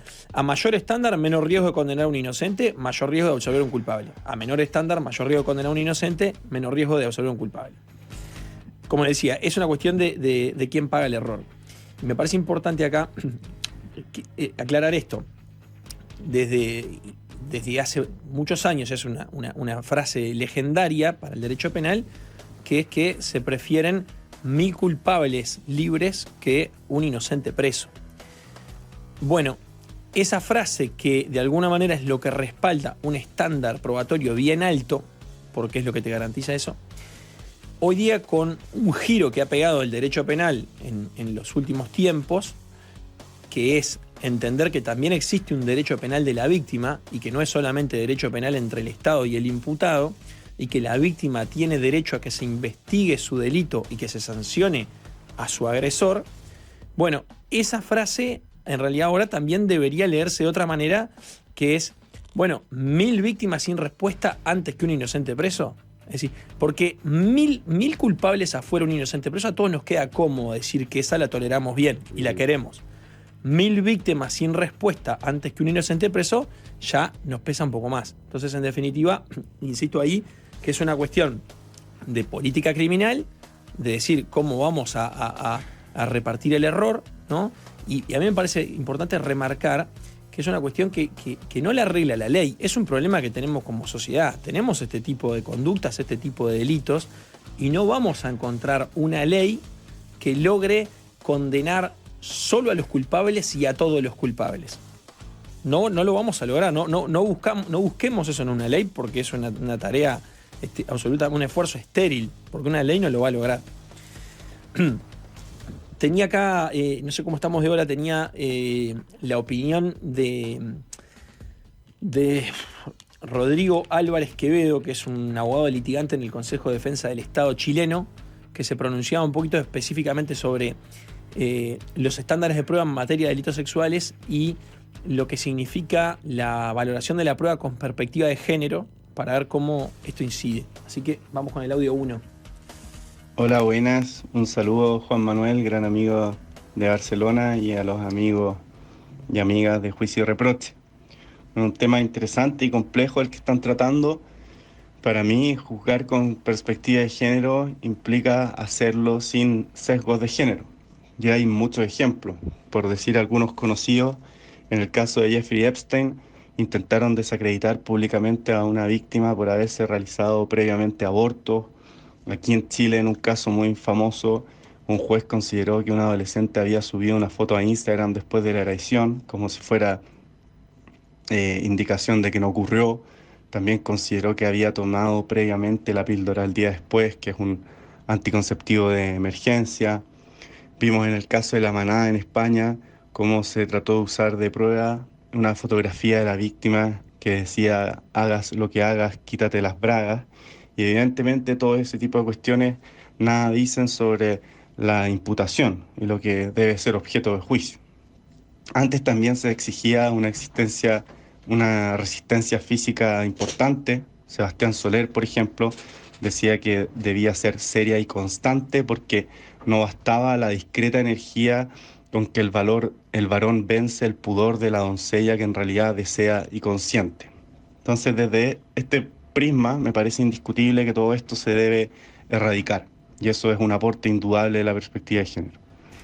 Explica ahí entonces en qué consiste esto de valorar la prueba con perspectiva de género, sin sesgos, y a continuación responde a si valorar la prueba con perspectiva de género, y si en estos casos en materia de delito sexual, termina habiendo, en definitiva, una rebaja de los estándares para condenar. Ahí en el audio 2. En cuanto a la perspectiva de género y la prueba, creo que de ninguna manera puede suponer una rebaja o una relajación del estándar, por las razones que ya he dicho. Es una cuestión fundamental en el proceso penal. Pero sí permite algunas cosas positivas. Por ejemplo, permite ser consciente de los sesgos y tratar de evitarlos. No se puede absolver porque la víctima estaba ebria o porque una víctima voluntariamente fue a la casa del agresor que luego la violó. No puede considerarse que eso es indicación de consentimiento. Y también, quizás lo más importante para mí, nos permite controlar la decisión, que se controla a través de la fundamentación y la motivación. Ya no se trata de la íntima convicción del juez, sino que el juez debe entregar razones que sean intersubjetivamente válidas. Nosotros debemos poder leer la fundamentación de la sentencia y poder razonablemente comprender la decisión del juez y arribar a la misma conclusión. Creo que ese último es el punto más importante de la columna, en definitiva, ¿no? Que los estándares de prueba, entonces, es que el juez tiene que brindar explicaciones en su sentencia, dar una fundamentación, una motivación, y el estándar de prueba es lo que nos permite controlar si ese juez condenó bien o condenó mal y si no se apartó. Básicamente ese es el concepto final. Te había quedado una pendiente, no sé si no nos da el tiempo, ¿no? Sobre si hay que pedir más o menos prueba de acuerdo al delito que se está acusando a la persona. Pero capaz que nos queda para una columna siguiente. Capaz que nos queda para la siguiente, que vamos ya lo anuncio, que vamos a estar hablando de falsas denuncias. Mirá, muy bueno. Está, coyuntural. La dejamos para ahí. Coyuntural. Gracias, Juan Manuel. Sapo, nos vamos. Está el nene. El nene en los controles, ya viene 13. ¿Sabes cómo le dicen al nene? ¿Babyface? ¿Sabes cómo le dicen al nene? No. ¿Eh? No. Fácil Tarzán malo. desviarse. ¿Por qué? Porque no come conchita.